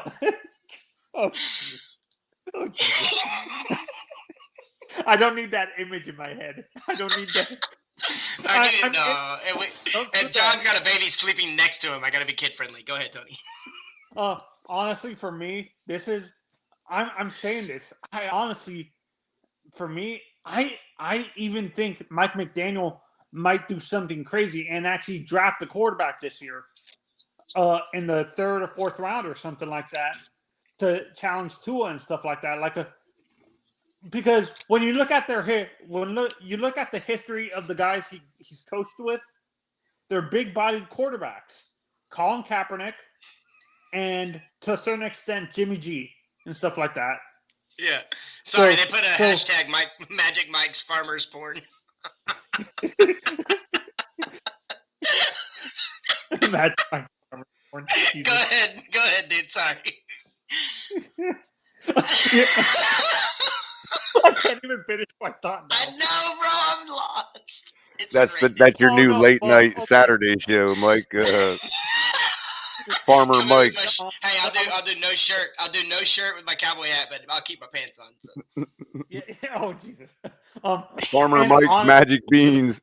Well, my final thought on the coaching staff is actually, this is what I'm saying. I think the coordinator. I'm okay with having veteran position coaches, and then maybe rookie off DC, because the veteran position coaches can still teach him how to coach through the season.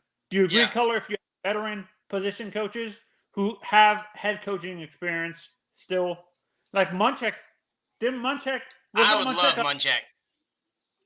Yeah, wasn't Munchak a head coach or something like that? Color. He's been a head coach somewhere, and I think he was with. But I know he's an offensive. He's an offensive. Detroit, maybe was he Detroit? I think it was Detroit. I think it was Detroit. He was a head coach at Tennessee. Yeah, it was Tennessee. It was Tennessee. You're right. Yeah, because remember, but he's an offensive line guru. I knew it was one of those baby blue color teams. I was about to say the same damn thing. Yeah, and for me, I'm sorry, Honolulu blue. Yeah, and again, I say, this is my prediction for the owner for the Dolphins.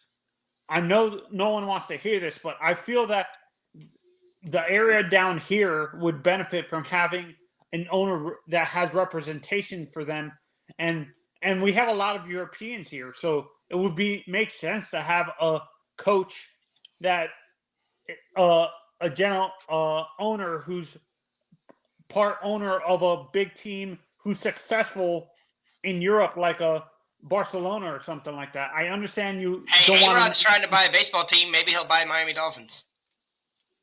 No, A-Rod. Try.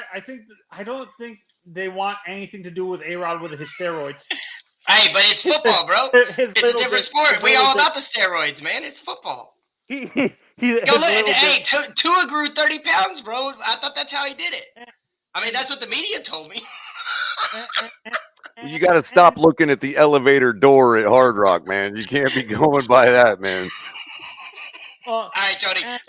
Give you about 30 more seconds. Go ahead, bro. Okay. My question is to you, actually, Mike. I understand you're excited for Mike Munchak. I almost said Mike McDaniel. But realistically, what is your leash with him? How many losses before you?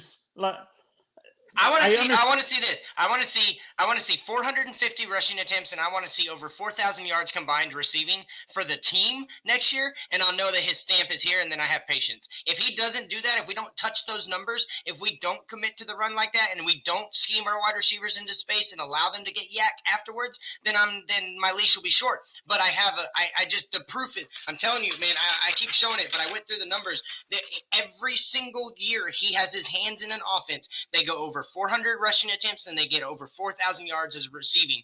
And if you do that, your quarterback doesn't have to be great. He worked with Brian Hoyer, C.J. Beathard, Nick Mullins, Jimmy G, and then Matt Ryan. But that's it. He never worked with any of these elite superstars. I don't think he needs work that. with Matt Schaub? Wait, was he with Matt Schaub? Yeah, he did work. Yeah, I went back to 2014. He worked with Matt Schaub in Houston as well. But what I'm getting at is that if I don't see these numbers that I found happen every year he's on the coaching staff, if I don't see those, my leash isn't there. My leash is get the guy the fuck out, because we probably have 8-9 wins and I don't want him. But because I didn't want him in the first place, Tony. You got to remember, I did not want a first-time head coach. But there's so many tidbits and nuggets inside the numbers of what his influence has and does to an offense on that side of the ball. I really think Bruce Bell Jr. next owner, I like that. But I really do think that if I don't see 450 rushing attempts and 4,000 yards receiving from the team, then I'm going to want him, it's going to be a wasted hire in my opinion. Because the only reason I'm happy, Tony, and I'll get you back next time, Tony, but the only reason I'm happy, and then Kohler, I want you to say yours, but the only reason I'm happy we're getting Mike McDaniel is because it shows for the first time we're committing to a winner. And not the coach, a winning way of playing football. We're committing to running the football. With the defense we have, if we commit to running and we average 4.3 to 4.5 yards a carry, get 450 attempts, that puts us at about like 1,700 yards on the season as a team. When's the last effing time Miami's even got close to that? So I really want to see the full shift to the commitment to the run game. And if I don't see that, then no, I think the hire is trash. Go ahead, Cole.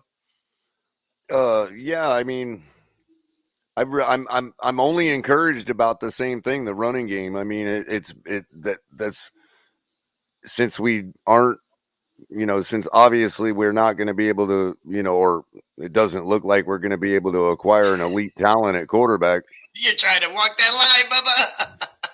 Well, you know how it is. I mean, no, but I agree with you.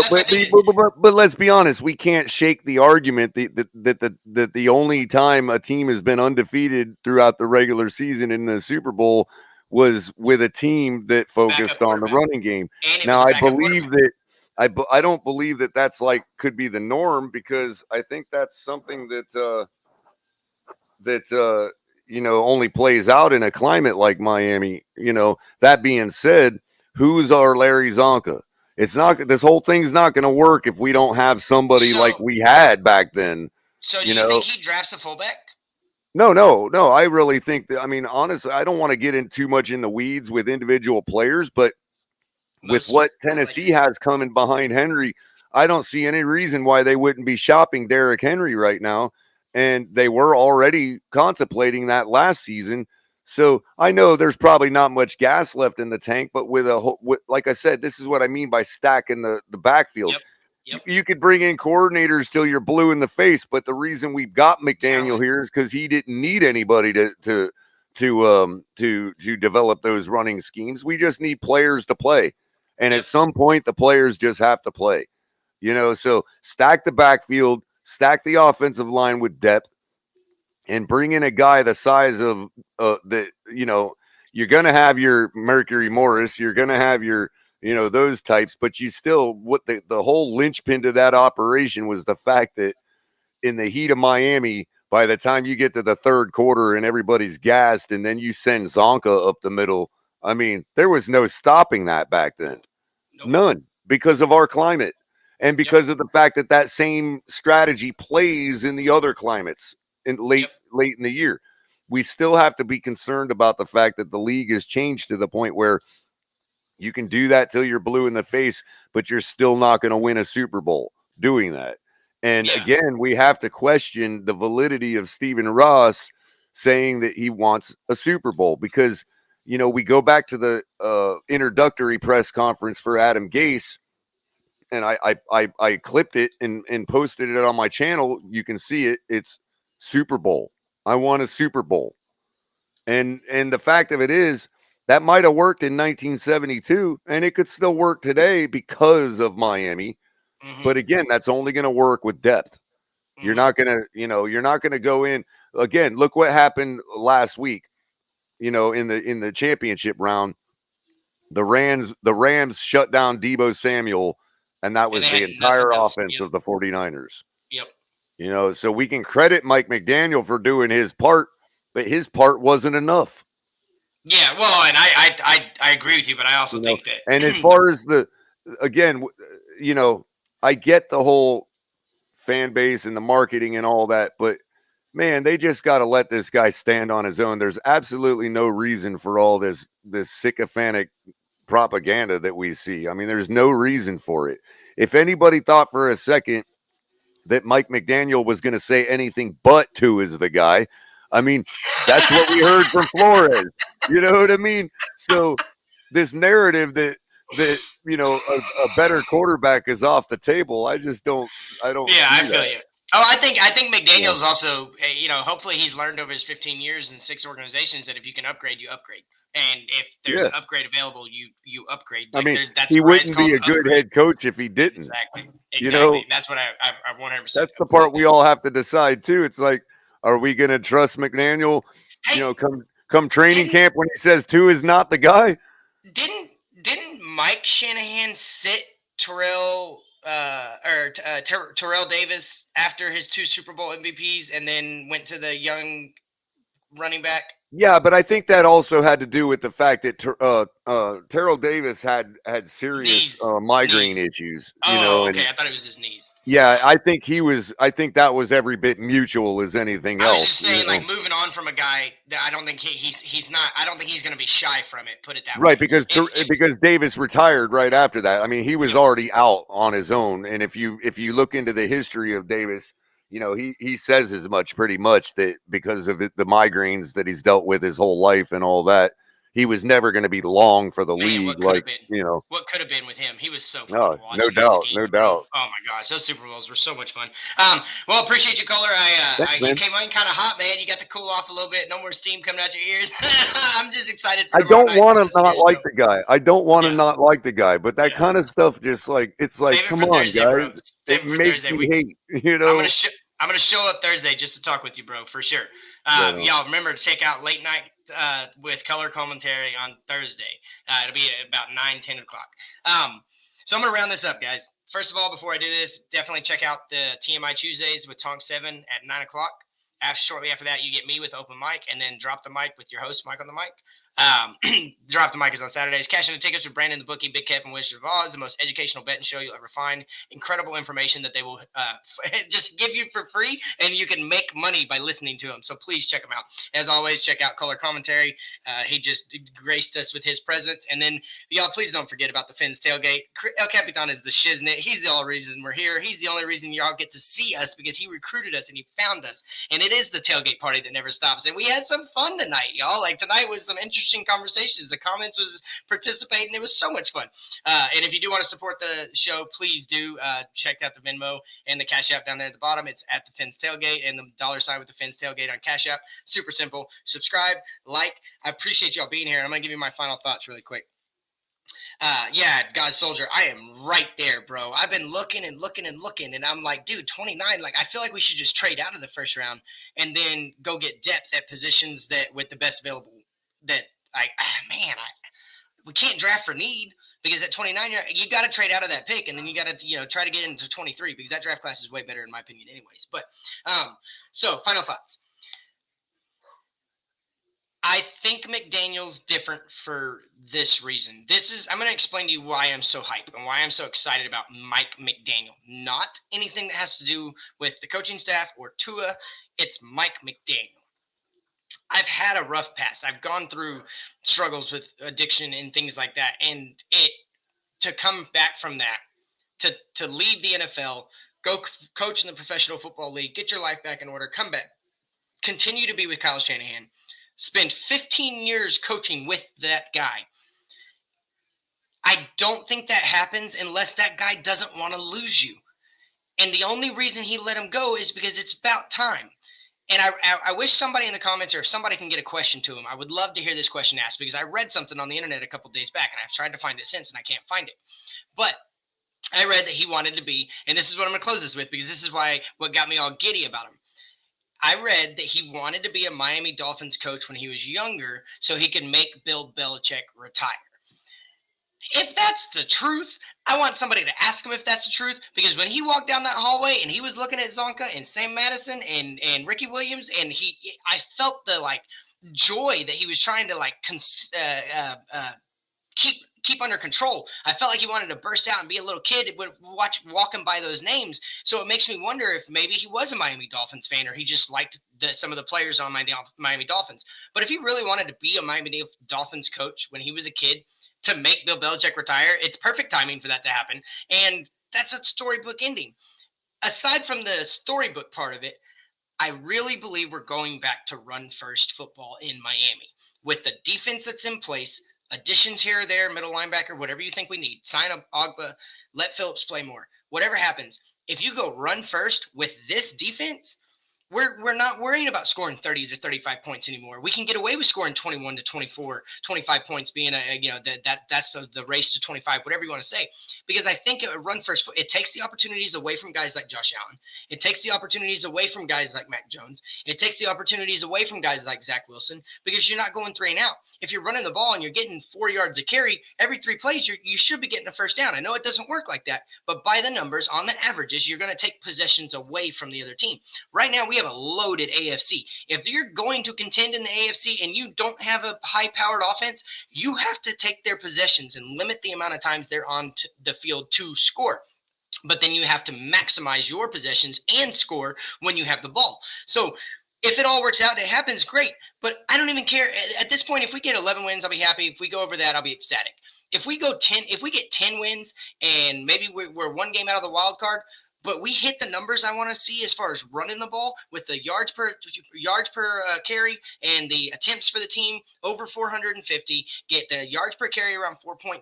I want the receiving yards as a group, including running backs, tight ends, and wide receivers. I want to see it go over 4,200 yards. I want to see us average 12 yards a catch, which is what almost every single one of the teams that he's had a part in as the wide receivers, that's what happens. They average 12 yards a catch. If we can get all of that and miss the playoffs, I'm happy, and I'm in it for the long haul with McDaniel, because if we miss the playoffs at that point, then there are probably some gaping holes, injuries that took place. But I would argue that if we get to those numbers with the defense we have, this team is going to look completely different than we have the last 10 years. It's going to be a ball control offense. It's not going to matter who has at the quarterback position. Do I think Tua could be successful with Mike McDaniel? Yes, because it's not going to ask him to do anything that he's unable to do right now. He's going to ask him to make quick decisions. He's going to ask him to be good in the pocket. And he's going to ask him to roll out every now and then and do a bootleg. And if Tua can do those 3 things, great. Awesome. He's going to be do really well on this offense. But if it's not Tua and we commit to the run game, that's why I'm so excited, because it doesn't matter. I don't give a flying flip who my quarterback is if we commit to the run game, because the run is going to set up the play action. What's Tua great at? Play action. What's Tua also great at? No huddle. If you got a team in run, they come on you run your first down play is a running play, and they bring their run defense on, and then you don't switch your personnel, and then you all of a sudden go no huddle and you're throwing it down the field, and they have their run fitting defense on, you're going to force them to get a timeout, or you're going to be able to hit some big plays. And it's not big plays, the 60-yard Justin Herbert bombs or the Joe Burrow bombs. It's not that type of big play. It's getting Jalen Waddle to where he has 3 or 4 yards of separation. He's in a little bubble in the middle of the field where there's no defenders, and then he makes the first 2 miss, and he takes it 70 yards. Deebo Samuel did that. He caught the ball at the 2 yards past the line of scrimmage, stiff-armed the first guy that even touched him, and ran away from everybody. So that's what Waddle can do. I don't think he's going to be like Deebo Samuel. I think Lynn Bowden might be used more like Deebo Samuel. And I think Lynn Bowden could be a type like Cordell Patterson. He has to be seen. He has to be healthy, get a little bit stronger, but I really like his skill set in this offense. I think Jasicki's got to go. But I'll get into all this on a later show. I just want to close it with this. If you're not happy about Mike McDaniel as far as what we could have gone with other than him, when it all came down to him, Kellen Moore, and then a guy like bringing Vance Joseph back in the field or settling for a guy like Lovie Smith because it was the last possible person available, I'm very happy with that. And if you're not happy about that, then you don't – I don't know if you'll ever be happy because Miami consistently lets us down. I feel like they might actually have gotten this coaching hire right because I think it was their first target and they did their due diligence. They took a lot of time. They interviewed everybody else that they could to see if maybe this guy just isn't as good as he sounds. Maybe there's somebody better out there. They did their due diligence. They gave this time to simmer. And then I think eventually they went to Mike McDaniel and said, here's the team. Do what you want with it. We want you to be head coach. And McDaniel said, all right, sign me up. Where's the dotted line? I think that's how it went down. I don't know because I'm not in the room. But this whole next couple of weeks, hopefully that he gets his coaching staff assembled in the next couple of days. This whole next couple of weeks leading up to the draft, I encourage all of you, if you can, to forget about Tua and fall in love with this guy. And if you don't, because other coaches have let us down and broke our heart before, I get it. But I ain't liked nobody like I like this guy. Since I've been a Dolphin, a wise, knowledgeable, as Ennis says, an OG in the Dolphin community now. I haven't liked a coach that we've had like this guy. Maybe I loved Jimmy Johnson. I did not like Nick Saban. Doug Wannstedt pissed me off. I just have not liked a coach that they have hired. I didn't like Flores as far as him being a likable person. I liked his credentials. I hated Adam Gase. I didn't like Joe Philbin. I didn't like Cam Cameron. Tony Sparano was a good dude, but I didn't know enough back then to really care if, I just didn't like them like I like this guy. So just be excited that we hired a guy that's bringing energy back. He's going to make the press conferences fun. He's going to not be boring. He's going to give us entertaining content from the Barnum and Bailey circus of the NFL. And we are the clowns that get to talk about it. And thank you so much for joining us every night. Peace out, y'all.